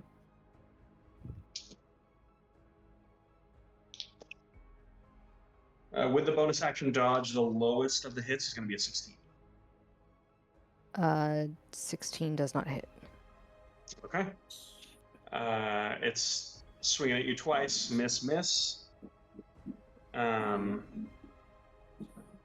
Realizing that you are quite difficult to hit. That is going to bring us to Autoluke. Yeah. Come on, Otto. Pull a rabbit out of the goddamn hat. I'm trying. I love how you randomly come to with something epic. I do not have many.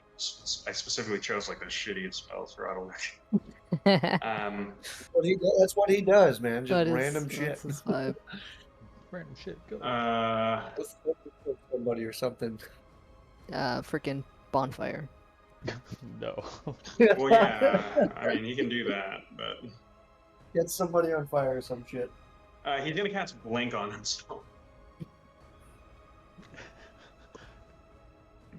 why? He And looks then over and you sees watch Gaff as on a horse. you watch as he just like holds out his staff and just like drops it like a mic, and then he just like makes this gyrating motion with his hips, and then just like casts this huge spell as he just like grabs like reality and then just like rips it as like his like wizard cloak begins to open a little bit, showing his like his like old man abs, and then he just goes, "Oh, it's you celestial fuckers. Now you see me. Now you don't." And then as he casts a spell, he just starts running over this way, and he just goes, "Touch me if you can," and goes over to stand by Solinor. And he goes So- like back to back with him as Solinor is like heart like channeling this meteor swarm and Autoluke is like casting his blink spell.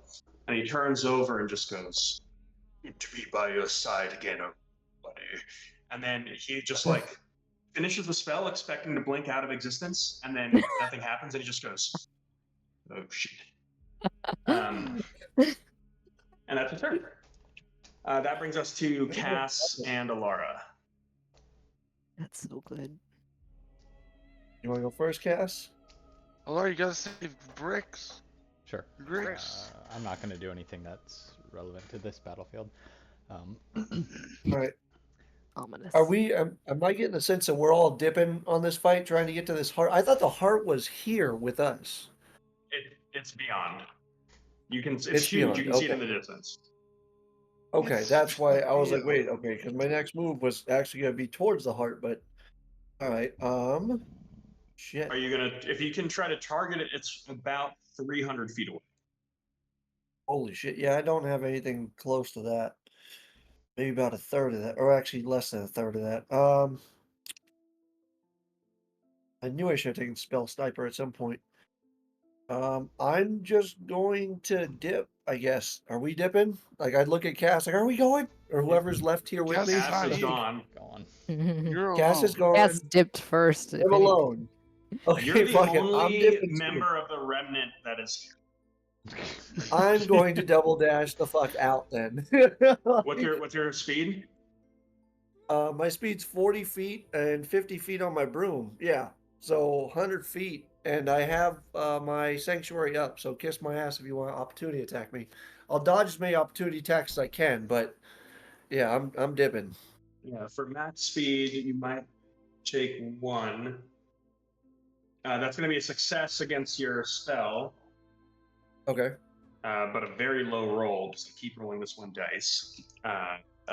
16 to hit. Miss. Okay.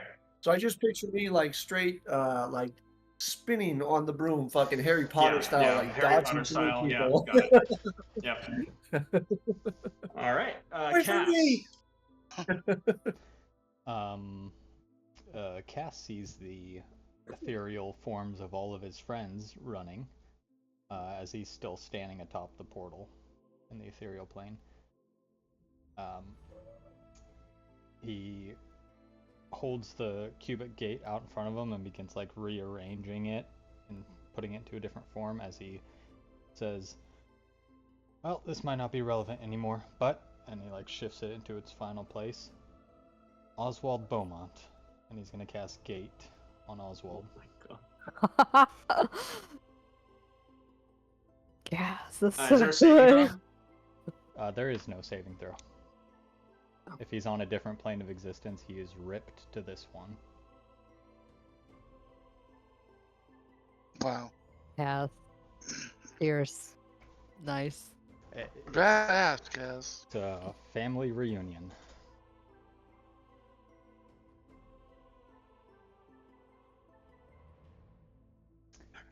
And as he is yanked out in front of Cass, he just smiles, hands behind his back. Probably not what you were expecting, but there's a bit of a reunion going on. I didn't want you to miss it. He just looks at you, just like you. He is almost at a complete loss for words. Like he's trying to spew poison at you, and he can't even get the words out because of how insanely angry he is. I will say he is hostile towards you. Okay, I see the anger in your eyes, so here's your options. I can leave you on this ethereal plane and leave, or you can fight with the rest of the Savage Seven and come back to me. Come back with me. They're all there fighting to save this island. You got brought back. At least do something good with your life.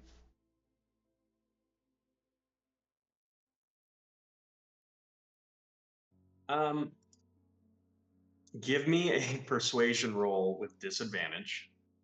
I'm going to use a lucky roll to make that a straight roll. Straight roll. Wait, where are you right now?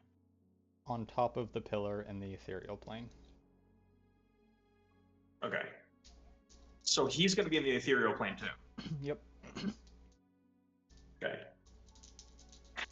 He is taking some. Is he taking fall damage, or are you placing him on top of it? No, I place him on top, just like right on the opposite side of the pillar. He steps out. Okay, I kind of imagine you just like dropping his ass. I don't want him to be that angry. Okay, persuasion. Oh, 29. Okay. The DC was a 30. Fucking god. So here's the thing. He's going to do what he does. He doesn't have many options here because he's here now. You just get the sense that he's going to be hostile towards you. Like, in the same way that he's hostile towards all the other bullshit that's going on around here, but he is hostile towards you. Okay. With his little speech, Cass jumps back on to Lucky and says, "Now's your chance if you're coming." And I'm going to use Lucky's action to take us from the ethereal plane back to this material plane. Yeah, he's kind of at your mercy here, so he's going to willingly go with you. At which point it is revealed to him the horror of your current situation as he sees the beating heart of Tarsus over the active volcano, swarms of like celestial angels flying above him, explosions coming from the FETC garrison. You just place this like high-level diplomat in the middle of a war zone. Yeah. So he is now in initiative. Funnily enough, right after you. Okay, I still got a couple things I can do. Okay. On Lucky, Cass flies down next to Hammer Guy, Big Gunner. Guy, Gunner. Jumps off of Lucky and says, "Hey, look who I brought home." And then points up to Beaumont, leaves Lucky there, and is going to quicken spell a dimension door to go 500 feet towards the heart to the rest of his party. Oh, you can like make it with that. Oh, do I see any allies up there? Yeah, you know what? Fuck it. I just you see a prismatic spray carve half of the mountaintop. So friendly environment. Yeah, he jumps off the portal, turns around into a blossoming gateway, and then pops up right behind Bensozia. Okay, I mean, you're going to pop up behind Bensozia because you can't see that, but at the top of the mountaintop, you'll now see her about 60 feet away. She is not paying attention to you. You watch as there's like this huge wound at her chest, as this wound is kind of beginning to close on its own. And she's just ignoring whatever damage happened. You definitely get the sense that Shar got her hits in. Okay. That is going to bring us... Oh, anything else? No, that is my turn. Okay. That is going to bring us to Oswald Beaumont. He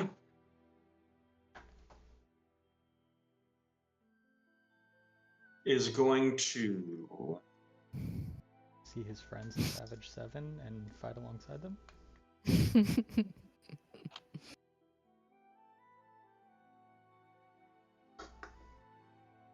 I hope we're this ride or die in 50 years, guys. Even when we break up, we still resurrect each other. He is going to use his bonus action to inspire Gunner. Yes. Yeah. Yep. He is going to look towards Gunner and say, "Well, old friend, one last ride." And with that, he is going to begin shouting just into the depths of this hellscape in Abyssal.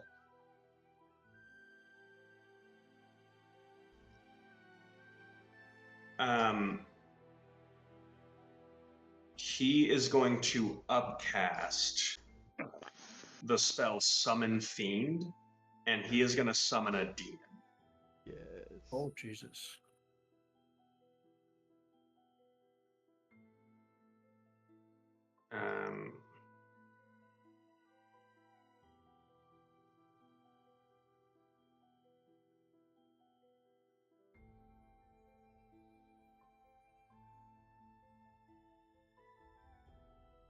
So he is going to summon this. Oh my gosh.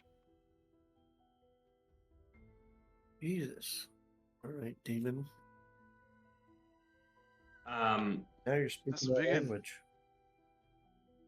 All right, I'll deal that with is Vegas. going to Don't bring worry. us to. Mira is dead. Lair action. Bensozia is still concentrating on the heart. The serpent within is still feeding. You watch as the branches are growing ever more closely to the infernal orb that is being pulled towards this dimension. And you watch as you look up in the sky.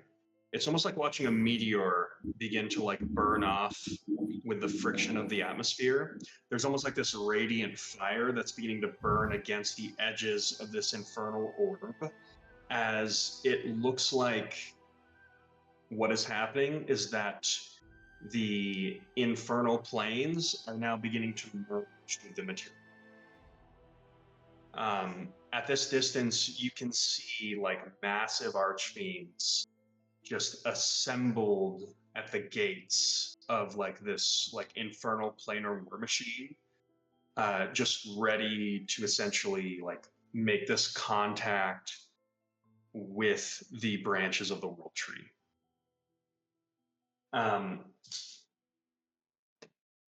Everyone that is in this plane gains 1 spell point. Okay. Varric, how many spell points do you have total? 4. 4.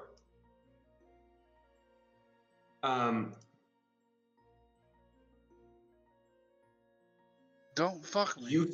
You feel this like sense of doom and pain within you. Cool. You now have access to the Eldritch Invocation, Eldritch Smite. Oh shit. Okay, how do I? That's fucking epic, actually. So once per turn, whenever you hit a creature with your weapon, you can expend however many spell points you want to deal that much extra force damage, plus 1 free d8. So if you spend 1 point, it's 2d8. If you spend 2 points, it's 3d8. It's like a regular smite, but it's force damage. Okay. Also, if it is a huge or smaller target, you can knock it prone. Cool. Okay. Also, 4 more Scourge Angels begin to approach as the demon is summoned. That So makes your sense. level of heat is going up and up.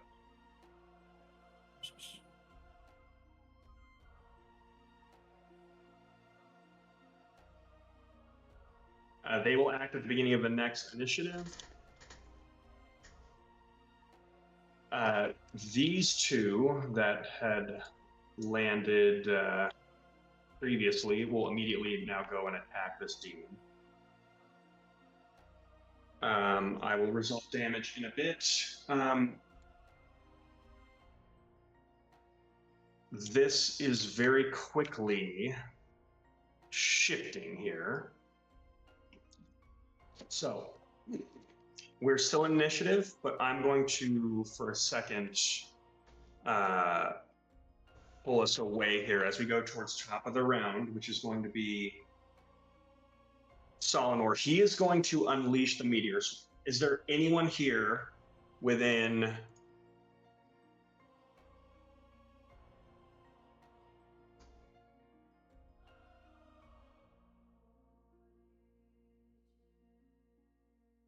within 80 feet of his position?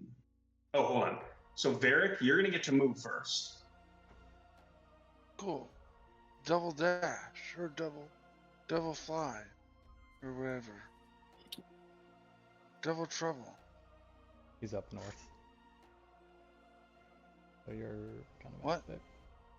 I thought you were like all the way gone already. No, I'm over there.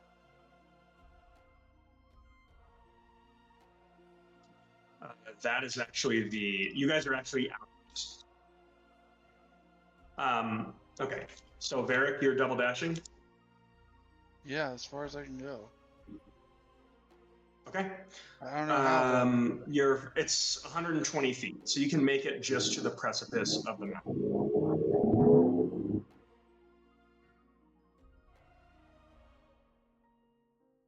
I'm at the bottom of the mountain? At the precipice of it. I don't know what that means. So, sorry. At the precipice of the volcano. Sorry. I don't know mountain talk. Is the precipice the bottom or the top? You make it to the top. Cool.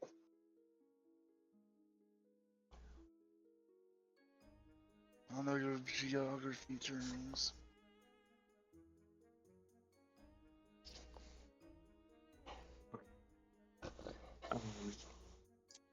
How far away is Trissandra? As you make it to the top, she's now 60 feet away. Ooh, spicy.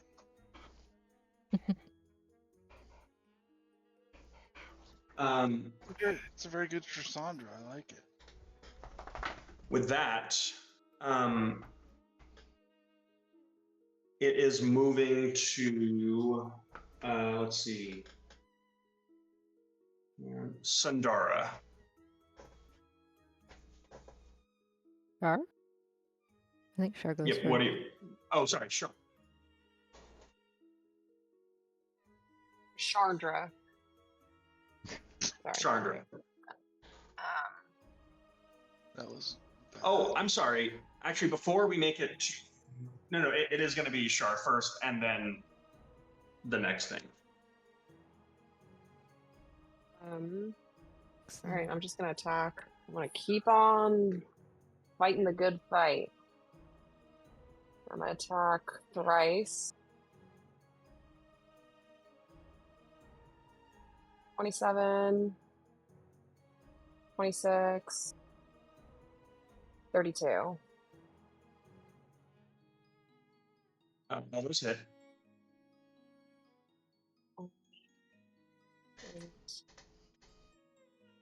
13, so 25 plus 8, 33. And my sneak attack, because she's not paying attention to me. She's not paying attention to you.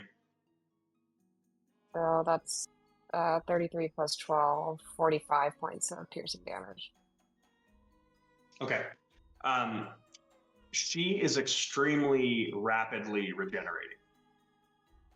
After the strike, she's still taken like a decent amount of damage, but she just has this very rapid regeneration. Above the table, what you can tell is that at the beginning of each of her rounds, she is going to heal 40 hit points. 30? 40. 40? Yep. Solved such a by good a reaction. simple cantrip. That was hilarious. That is going to bring us to... Cut her wings off. James, why can't you do that? Do you know? Hold on, let me see if you break her concentration. You hit her 3 times? Yeah, the biggest one was 32, so... Oh, that's not great. Oh, she's fine. Okay, she does not break concentration. So she was able to make it through and still continue concentrating on the heart. So she now is going to...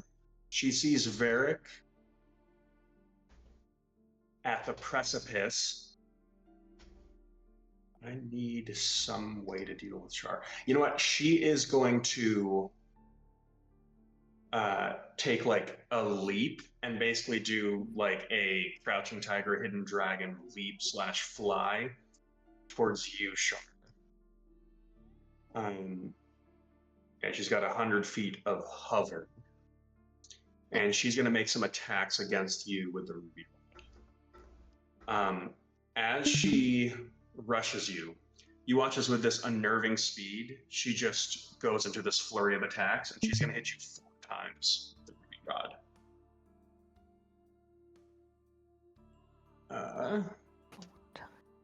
The first one's a natural 20. Damn it.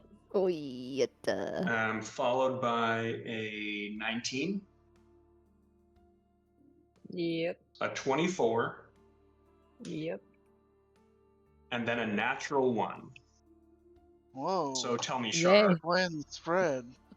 Tell me, Shar, what happens to her? What complication do you want to see with a natural 1? If it's something that's like a bit of a reach or severely detrimental, I might make you roll. What is she? But What is she as- hitting? What is she attacking me with? She is attacking you with the Rod of the Ruby Dawn, the artifact that gathered was stolen from that expedition from the FETC that essentially was in some way related to how she was able to pull off this ritual.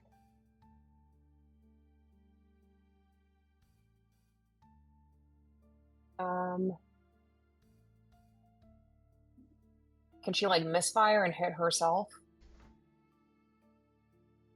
You can attempt to, I would allow you to attempt to give like an opportunity attack and basically try to hit her with her own weapon. Okay, what do I roll with an opportunity attack?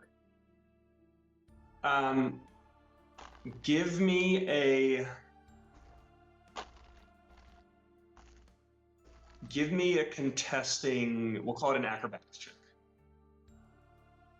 against her athletics. Acrobatics. Natural 20 for a 37. Yes. She rolled a natural 20. Sorry, girl.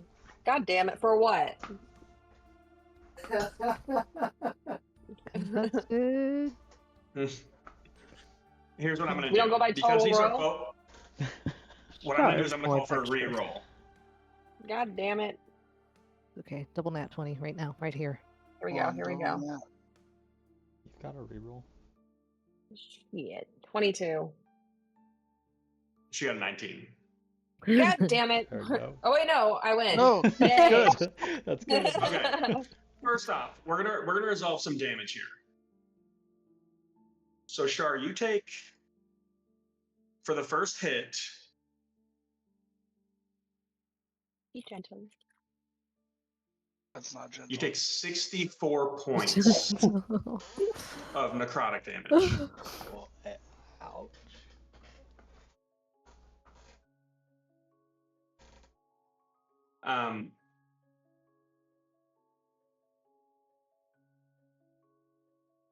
Your hit point maximum is reduced by this much as well. Oh Fuck. my Ah, gosh. for the rest of when? Until when? You don't know. This is a magical effect. If you had some kind of cleric or something that knew how to fix this sort of thing, then that might be considered. But your hit point max is reduced by 64 points. That was the natural 20 that hit you. If only I had a Nimbus 2001. I'll say you have a react. Do you have uncanny dodge? Are you a 7th level rogue yet? Yeah. You could use a reaction to uncanny dodge that. I don't even want to ask this. 'Cause you Didn't got I what- already use my reaction? That was part of the natural one. Okay. What is let me read uncanny dodge. What do I do? You just get half that damage, so it's 32 instead of 64. Oh, thank God. Do I have to roll then anything? Nope. You'll take Okay. an additional 33 points of necrotic damage on top of that. That also reduces your special. So whatever I'm left with is all that I have. Yep. Ah, Oh, shit. Okay. Gosh. Pity. He's kind of scary. As you grab the rod, so you get hit like hard in the chest and get the wind knocked out of you. She continues flying towards you and then just like using it just like a baton, just like whacks you on the shoulder once as you're just on the ground, whacks you again on the chest, and then as you kind of scramble up, she basically pushes you up against a wall, just trying to like burn that gem into your chest, as you can feel it almost like sucking your life force out. And with that, you're grabbing it, trying to prevent her from pushing it into you. You cannot overpower her. So what you do is you jet down, bite her on the hand, and push the rod into her chest. Here's what I'd like you to do. Roll 2d8 plus 12 and tell me the total.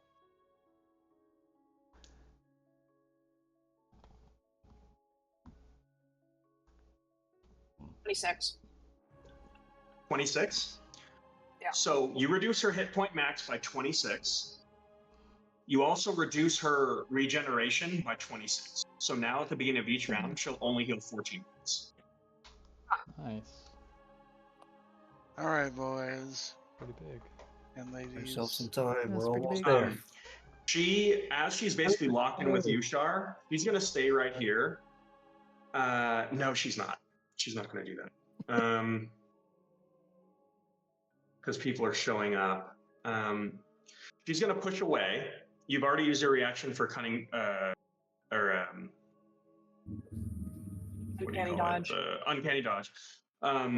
She is going to float upwards and let me see.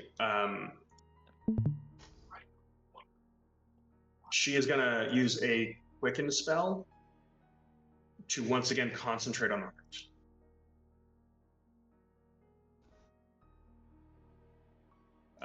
That is going to bring us to Sandara. How far away is all this happening? About 120-ish feet. All right, I will fly. Oh wait, my movement speed is 60. I will move 60 that direction. Okay. And I will.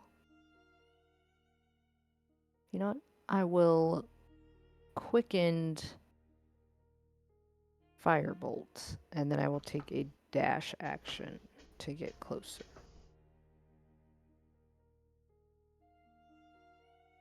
Quicken a dash action? Wait, what? I will firebolt as a bonus action so that I can dash as an action. Oh, I see. Who are you firebolting? Benzozia. Or Trissandra. Wait, can you see her? So dash. Okay, I guess you could double dash and then quicken a firebolt as you see her. Okay. Go ahead and roll to attack. That is a 26 to hit. Okay. That definitely hits. Let's see. Go ahead and roll damage.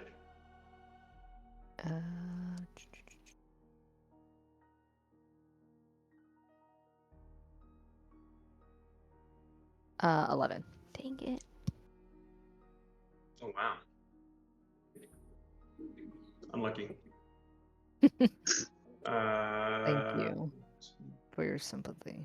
Sure, that's what that was. Yeah. Does your one item doesn't help you with that? Or is that leveled spells? Oh, that's leveled spells, yeah.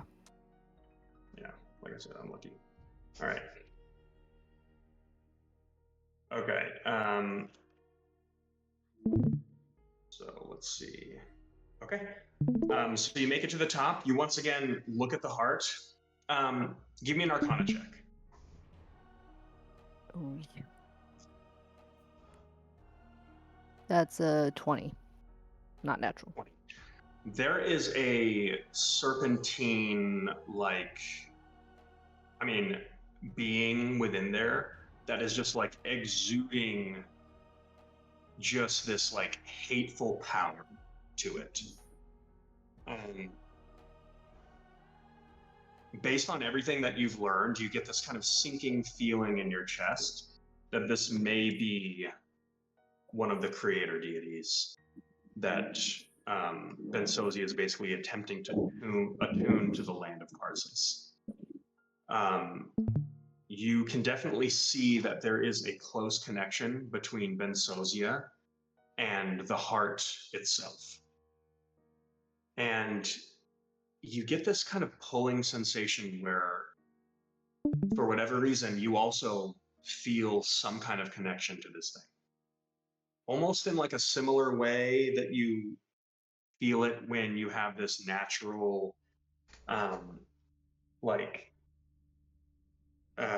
penchant for clockwork devices. It's weirdly the exact same feeling, yet there's nothing clockwork, there's nothing mechanical about this. There's something innate about it that you just feel like you can connect.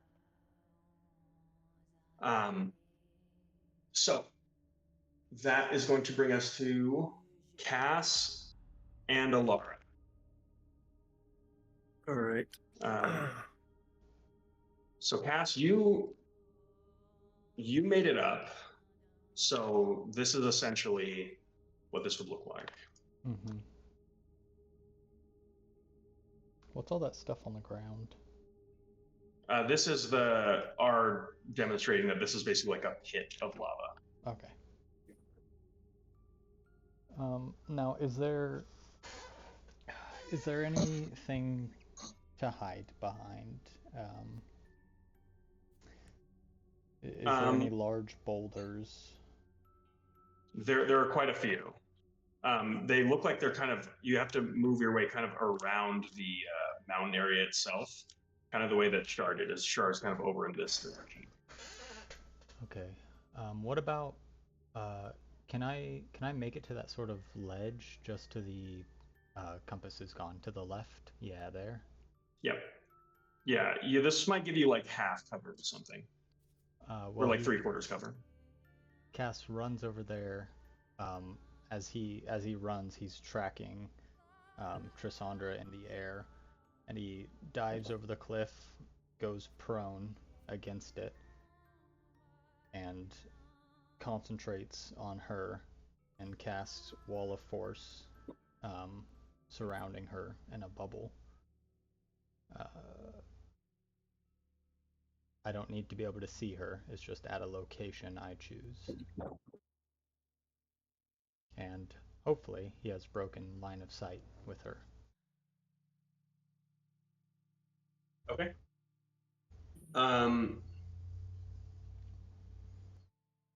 It appears that I don't think I can do anything about that. That was the goal. And she doesn't have line of sight on you when you do this. You clever bitch.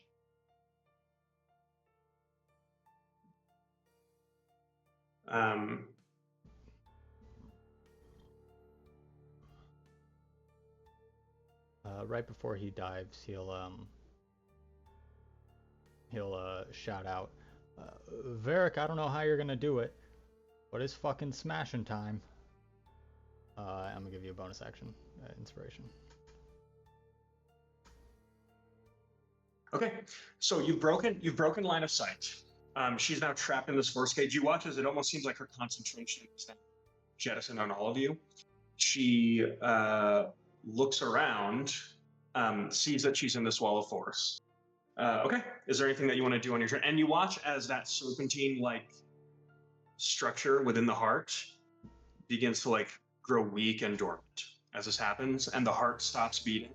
The branches of the world tree that are being formed here stop and slowly begin to see. Nope, movement, bonus action, inspire, action, Wall of Force. That is my go. Okay. Before we get to Alara,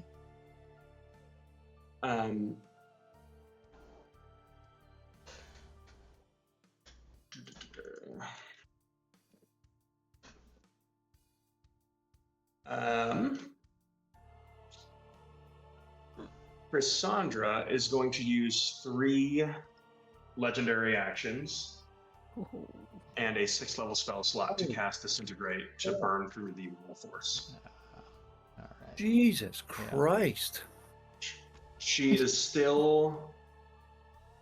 This is a round that has been broken, but the wall of force is down. Alara, it's your go. How far away am I from the heart?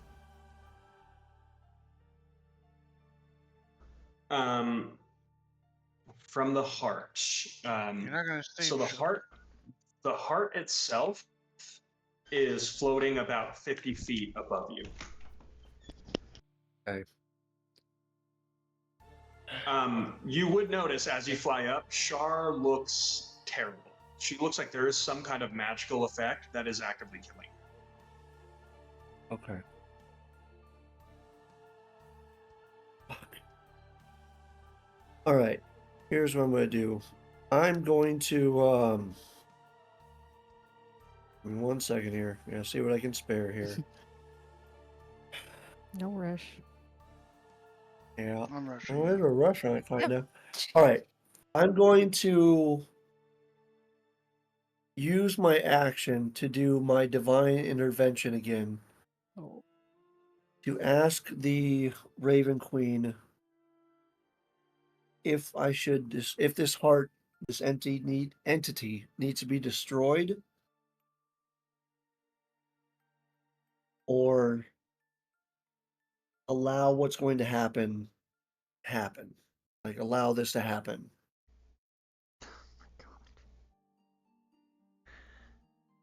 Yeah, that's going to be my first action because I need to know what to do here. If what would be right. Yeah, I'm going to reach out and in pure desperation, I need to know what to do here. Try to kill the heart or allow this to take its course. Okay. Go ahead and roll your So divine intervention. Yep, all right, digital dice. Leaving it to you. Nope. Fuck. No answer. That's a 53. Yeah. All right. I'll give you this. Go ahead and make a religion check. All right.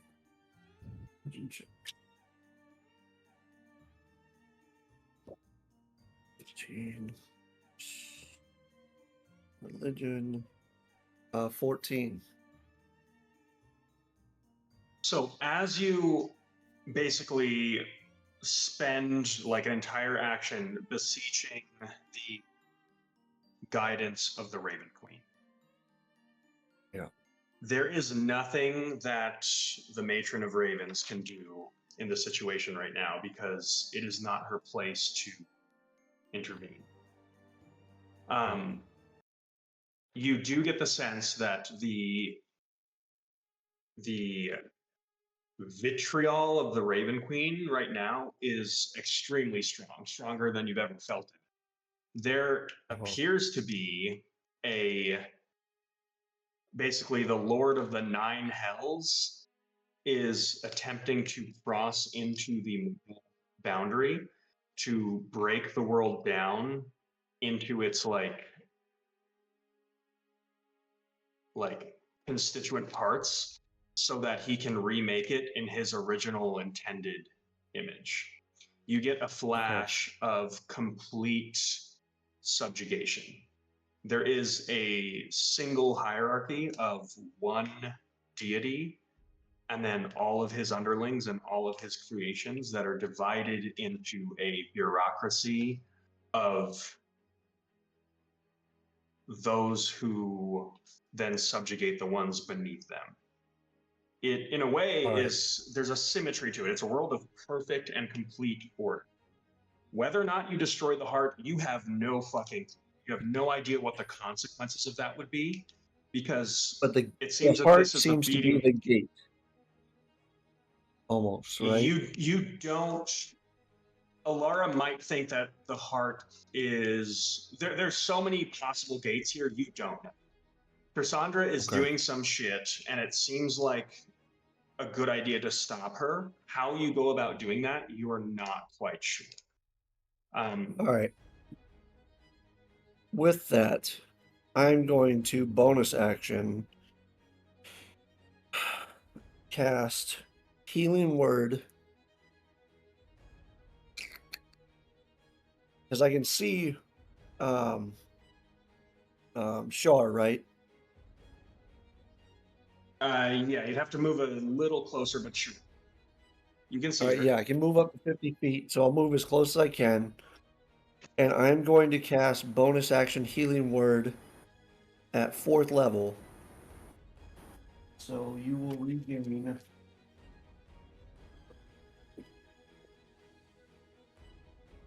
I got my cup holder of dice. Give me 1 second. I'm going to cast the bonus action Healing Word. You regain.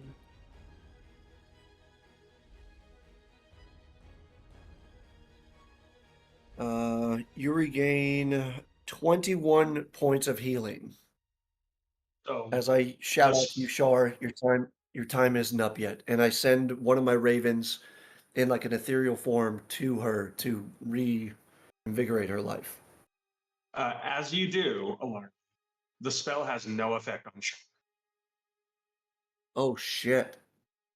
So you immediately get the sense that whatever happened to her, there is, whether it's like a curse or some kind of magical effect that is preventing her from being healed. So Okay. there needs to be some kind of magic to undo that To before she break can the even curse. receive healing. All right.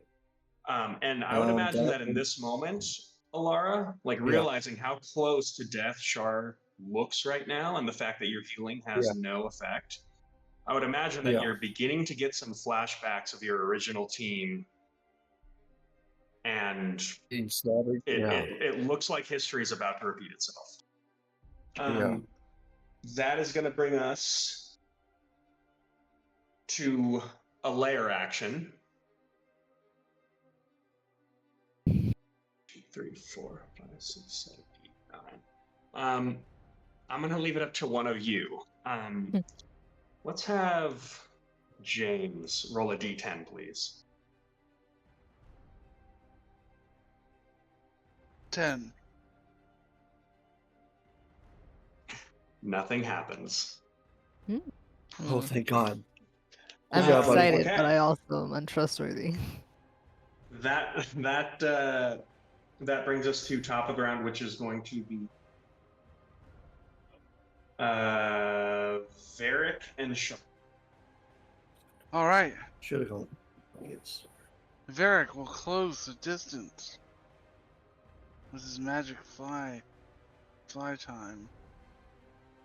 Fly ability.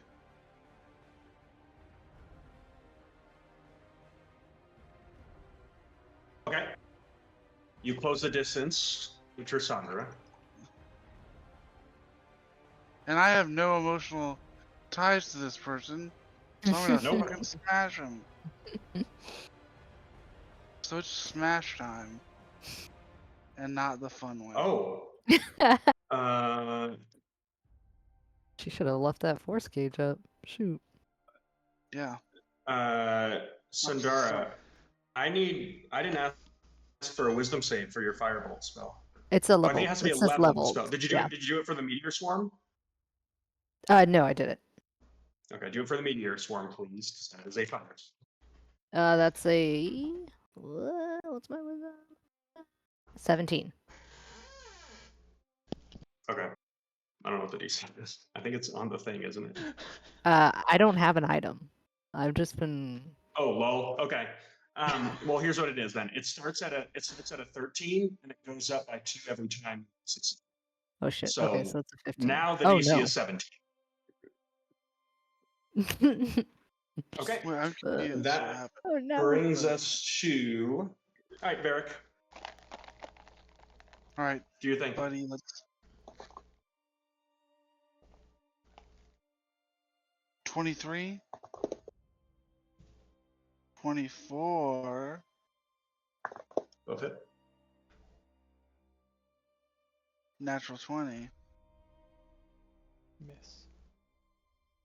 Okay, so I'm gonna do my first 2 attacks. 15, 18, and then I'm gonna fucking do my disarming strike, and I'm gonna do all 4 levels of smite. So that's 5d8, right? Okay. And that's all doubled, right? Smite gets. Okay. Hold on. Somebody add this up. 5, Okay. 7, 3, 6, 21. 3. 24. Then, what was that? 24. Keep track of that. Then Okay. the weapon damage is 2 Yes, sir. and another 2. And she needs to make a strength saving throw to hold on to her staff. What's the total? 28. Strength save is One. 24. Double it. Oh, never mind. Okay, so she saves. What was the total? 28. Double it. 56. Yeah, 56. that sounds right. 56. I can't do math. And that's it. And then, Okay. I'll just Damn, stay she there. withstood you trying to club her fucking staff out of her hand. Yeah, I know. I assumed it weird. wasn't gonna work, Jesus. but I get extra damage for it. There are flashes of, like, as you strike her, like, there's something magical about the way that she moves and just the way that she is. Like, even you, Varric, quickly realize, like, oh, this is an archdevil. Yeah. So, I mean, you still deal a good chunk of damage. She doesn't look visibly all that hurt. Honestly, she still has the wound sharding. That looks like that's what hurt her the most. But you get some good hits in. She is going to burn a reaction for a hellish rebuke. I need you to make a dexterity saving throw. Why me? 16. Okay. Got an inspiration. Oh yeah, what is that? D10.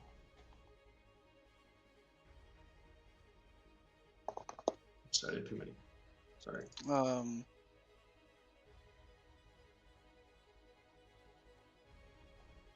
23. That is a failure. You take 29 points of fire damage. Okay. And Sandara, I need a saving throw. You've still got your inspiration. I think I can't fail this one yet. 19. 26. Okay, you're fine. Was that a 'Cause if I- spell? All right. That It was a spell. hellish rebuke is a spell. Well, then I'm gonna smack her again. Okay. That is a unnatural 20. Okay. Roll your damage. Shar, you're on deck. That hits. Cool. I'm gonna try again to disarm.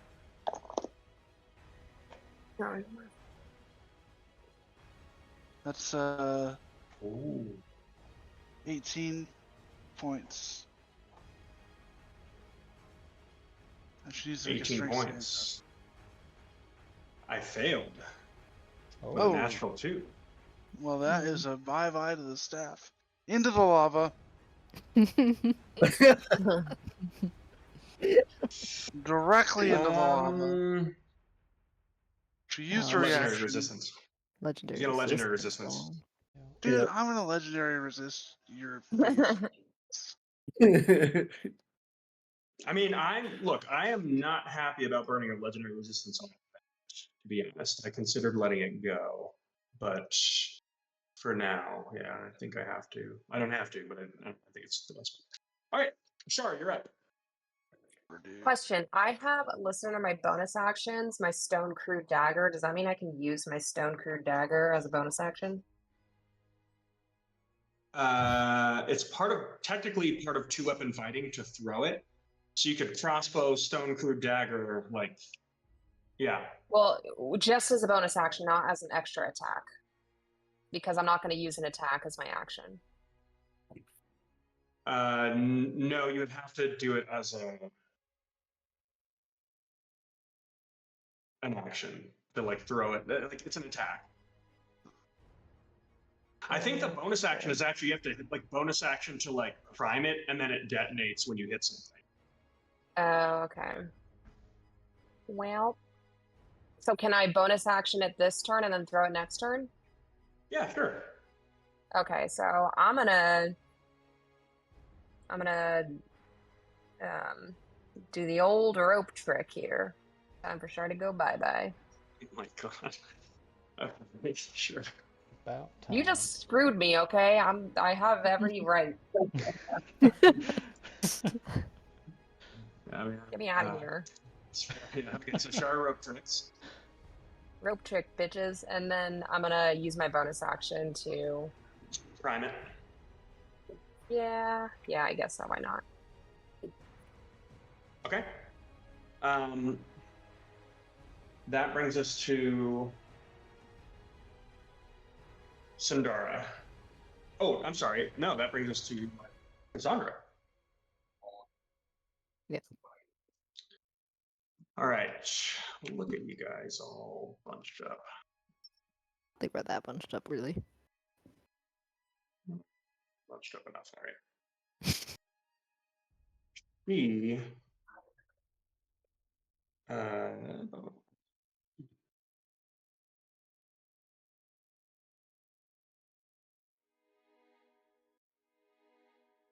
she's going to use one of her archdevil abilities, Fires of the Nine Hells. She is going to choose a point to create a 60-foot radius sphere of infernal fire. Oof.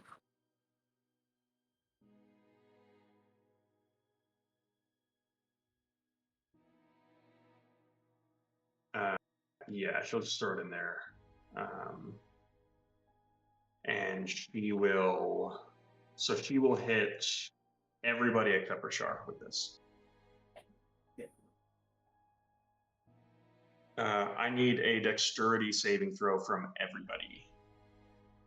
Okay. Mm. See. Hey, not bad. 19. 24. Yeesh. 15. Okay. The DC is 24. Oh. Holy shit. I thought it'd be good for once. I'm like, yeah, it'd be good. Nope. Just kidding. 20. What was the DC? 24. 24. If you hit the DC, is that fast? Yes. You saved my life, Cass. That fucking. Okay. Oh, did that go So through? you guys take 20 d6 of fire damage. Holy shit. Should have gotten into the rope hole with me. So that is going to be a crisp 72 fire damage Oh my to god, Alara and Sandara. Yeah, we'll take I'm half at of 2 that fucking and hit roll. points. I will say, Sandara, you do have resistance to fire damage. Yeah. So that's 36 to anyone. Actually, funnily enough, if you succeeded, you take no damage because of Alara. What? Hell yeah. Sandara takes 36 points of damage. And Alara, I need a hell of a concentration check. Yeah, I'd be like utter insanity here. I'd have to get You need a a nat natural 20. 20. Yeah. Yep. I don't remember. I used my birthday inspiration, didn't I? Yep, almost immediately. Yep, I failed. Okay. That was an so amazing spell, though. Yeah, that was very clutch, and it is gone. I got Okay. a 25 on my wisdom saving throw. I don't need a wisdom save. That was not a spell. Oh, sweet. Okay. Thank God. I'm up here still. Above Okay. Hey guys, I She gotta regains all bounce. her. I hate to Okay. do this, but it seems like we're not going to conclude the campaign today unless you guys play for like another 3 hours. Probably So not. if you guys want to play for me, just do what Char would do. Rope I've trick. got a good sense of what you would do. Of course. Shoot Do and what hide. Alex would hate. Shoot him in the back. Shoot him from Yeah. the shadows. Rope All right, trick. thanks guys. I'll catch you next week. See ya. Okay. Yep. Bye. Yep. All right. Bye. Sundara, you are up. Okay. Oh, you know what? As a reaction, I would like to Hellish Rebuke, Her. and I will That is a use. fire spell that will prompt a wisdom save. Just to I let do you know this, yes. And I will Okay. use the ruby, I forgot what they're called, to just do max damage. Okay. And you ignore fire resistance, right? I believe so. Let me double check. Actually, I wrote down, like, I don't know. You've got the item.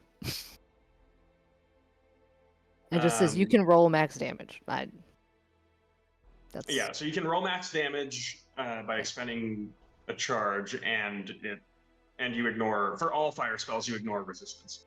okay. Oh yeah, you did say that. I didn't write it down. Okay, so Hellish Rebuke is a 3rd level spell. I think it's It's a 1st level spell, but it's 3d10, I think. So it's 30 fire damage that is not reduced. It says cast it at 4th level. Oh, so it's 40. Okay. Oh wait, no. That's Here, I'll look at it. 60 points of fire damage. Yeah. It is If Hellish Rebuke's the 2d10 first level spell. with 1d10 for each spot above first. 60. Yeah. Okay. Right? So 20, First, 30, second, 40, third, 50. fourth. 2nd, 3rd, 4th. Yeah, 60. Okay. We can math. And then wisdom saving throw. Oh wait, you, does yeah. she need a roll to save? Isn't it a Yes, because dexterity? so dexterity saving. Dexterity saving throw. Natural 1. She also needs to roll concentration on commune. Wait, what is she concentrating She on? succeeds. Commune. Oh, okay. Oh man, she succeeded that? Jesus. Yep. And that is a 25 wisdom saving throw? Yeah. For me? For my Hellish Rebuke fire spell? For your fear? It only goes up by 2 each time. Has it gone up that high? I don't remember how high it is. I think it's at Last 20. time I thought it was at like 19. I'll take it. Yep. 19, definitely. Actually, I only think it's at. No, there was a Hellish Rebuke. Yeah, so 19 is the save right now. Okay. Sweet. Okay, now it's my turn. That was my reaction. Okay. Your turn. Um, So once again, yeah, go ahead. this is 50 feet up. Is that correct? Yeah. Okay. Oh, I don't like this. I don't like this idea. Here do I. This is getting Martyr. sketch. Wait, I'm flying right now. Oh, I have to roll for concentration. God. Sorry. The DC is 18.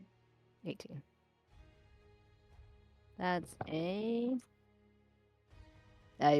26. Yeah, I mean you're a sorcerer with Warcaster, so. I'm stressed right now. Okay, I'm going to fly up and hover over the heart. You can make it to basically like the base of it with your. Okay. I want to be over something so that if I fall, I'm not plummeting to my death.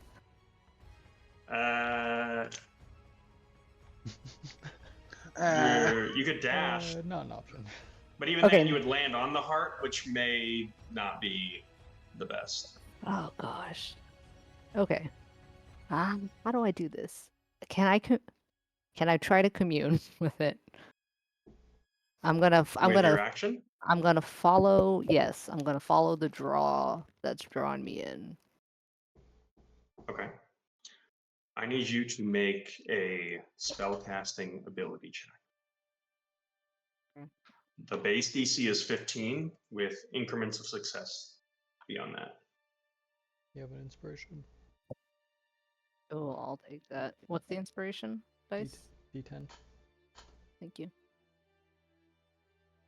I don't know which one my D10. That's a D8. Oh god.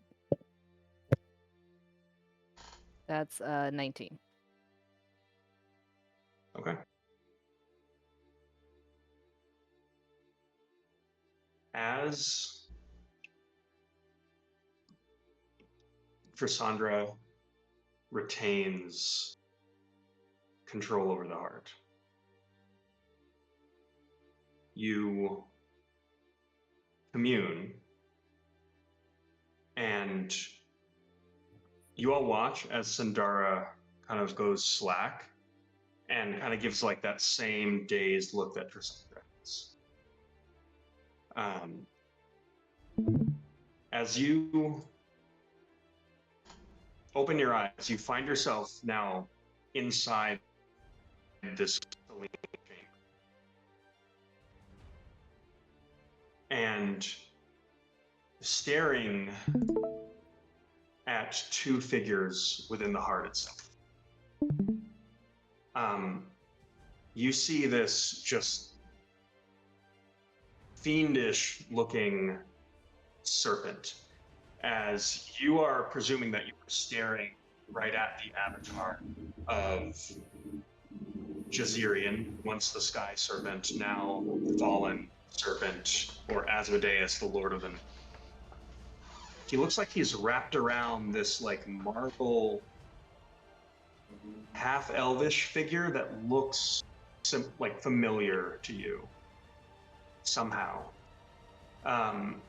As the serpent is wrapped around, it's clearly feeding, and somehow you gain an understanding that you are staring at the spirit of Karsus, still alive yet dormant within the heart here. As soon as you enter, you are regarded by this serpent, and you hear a voice within your head just say, How could a mere mortal gain entry to this place? What blood runs through your veins that you would desecrate it with your presence? And with that, you watch as the kind of incapacitated form of what you immediately begin to understand is your grandfather.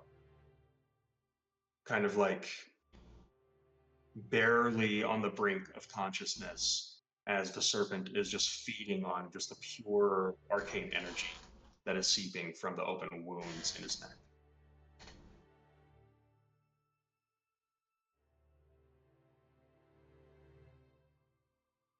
Asmodeus once again looks towards you and hisses. You think by whatever right you have, you can outwit me? And with that, the serpent just lets this creeping smile across its face as it just like unhinges its jaw, coils back, and then just once again strikes the body of Karsus. And you watch as it's just like pulsing with this energy as it is attempting to just feed on whatever life force of Karsus there is left. At this point, it seems like Sandara is probably pretty speechless in this moment as she's staring at this ungodly sight. In this moment, you sense there is a connection between you and Kartus. And although he's just on the brink of consciousness, he just looks towards you, and there's just like a single like tear coming from his eye. And very weakly, you just hear him say, "You look like your mother."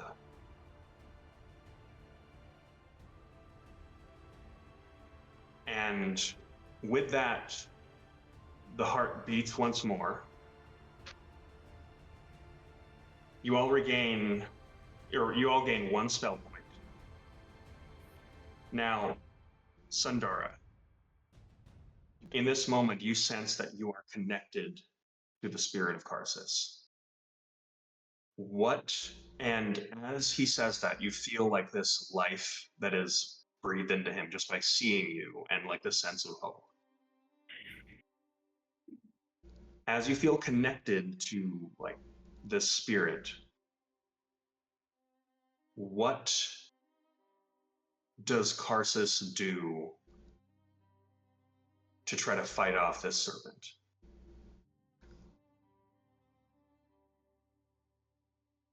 Uh, oh, this seems like it's so above my pay grade.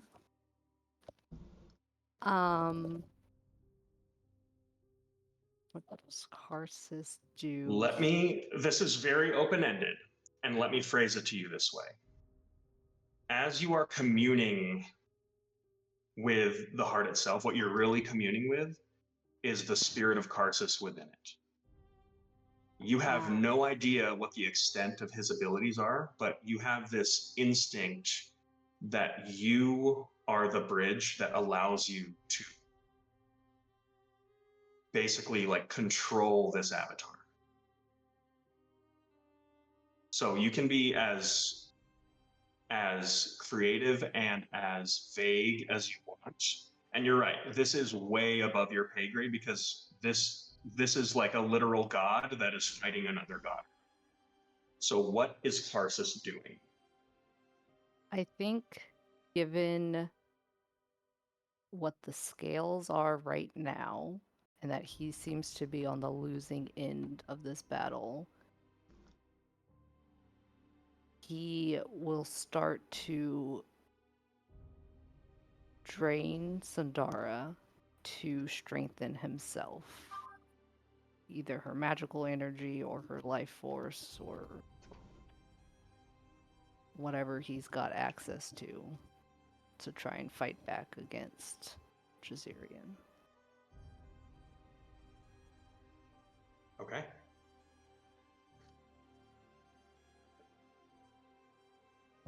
So, again, you're basically like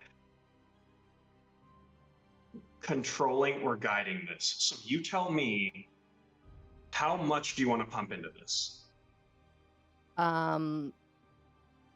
Just start taking the spell energy from the bottom up. But like, how much? It's a lot. Okay. Starting, I mean, probably starting with at least like half of it, half of what's left. Okay. And then tell me, like, what does this look like as you offer up whatever like arcane energy is held within your sorceress blood? Like, how do you reach out to the spirit of your grandfather to do this? I imagine it's almost like whenever she's casting any normal spell, how there's like these golden, like her eyes are golden and these golden flecks kind of appear before her, except now as they are appearing, you can watch as it's like literally sucked out of her and then into him. So like these like small golden trails that are being dragged across their connection. Okay. So, Alex, as you reach out, go ahead. question, is there any way I can life channel into this? I know that's usually only for save spells, but this seems kind of like all or none right now.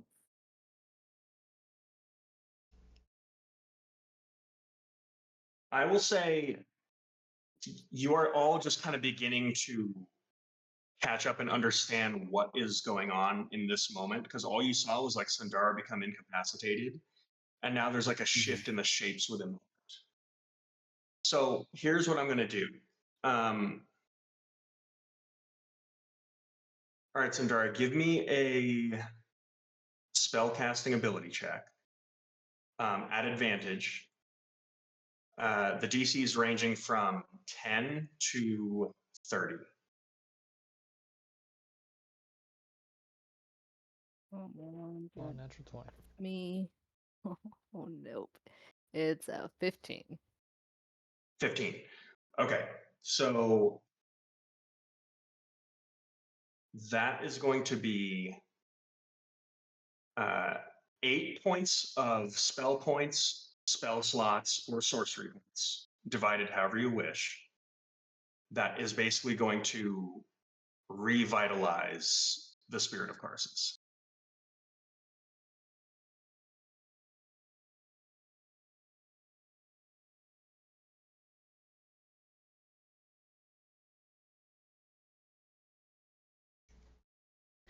So, with that,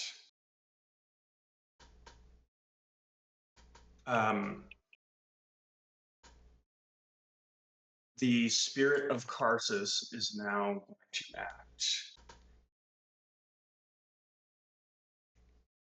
And he is going to use his ability, Unraveling the Cosmos. Okay. So you watch as Karsus just grabs the back of the snake, the serpent's head, and he like reaches out, and you watch as like the heart of Karsus, you all see this basically just like opens up, and he reaches out towards the branches of the world tree, and you watch as the branches actually bend down to meet his hand. And as he grabs the main branch that's reaching towards this infernal plane, his hand, just his fingers wrap around it, and he just rips. And you watch as his like Greek god marble physique just completely rends this branch. And as that happens, there are these like tears to reality all around him, centered upon the serpent itself. So Asmodeus succeeds on the DC 28 intelligence saving throw, but is still going to take 15 D10 force damage. So I need you to 15 D10. Okay. That's gotta be a digital roll. Also, just now realized I didn't have music on. How tragic. 15.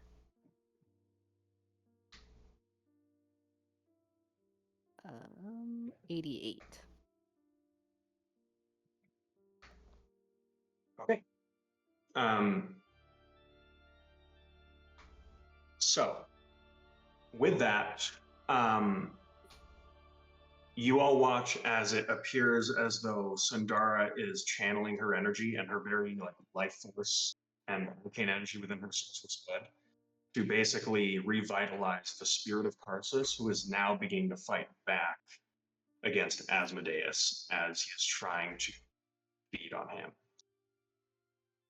As we move into our session next week, Jasmine, I will provide you with a stat block of Karsus, and we will then resolve this battle between these two gods as we have the fight between their progeny.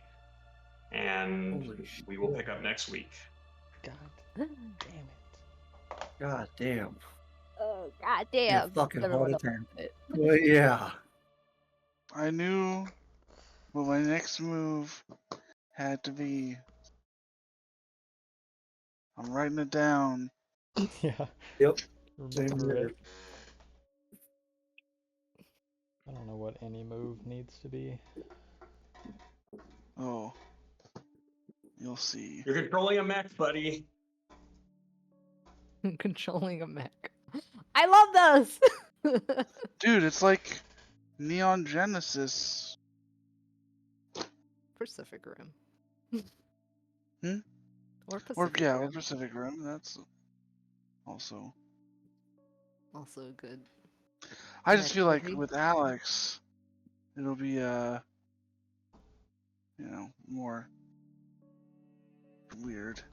Isn't Neon Genesis the giant goddess thing coming from the space? Coming from giant Neon Genesis Evangelion? giant There goddess are. face out of the sky? You know what? I don't remember what everything. But they were just these things called angels that they had to fight. And it was weird. It's just really weird. Well, I'm hoping to buy us one more round because it seems like it's getting to that point where we're probably down to the last 2 rounds. That's why I was looking for So some fucking I'll- guidance with Raven. I guess I'll start to talk about some of the stuff above the table because, like, I know things have been very vague. I think most of you guys probably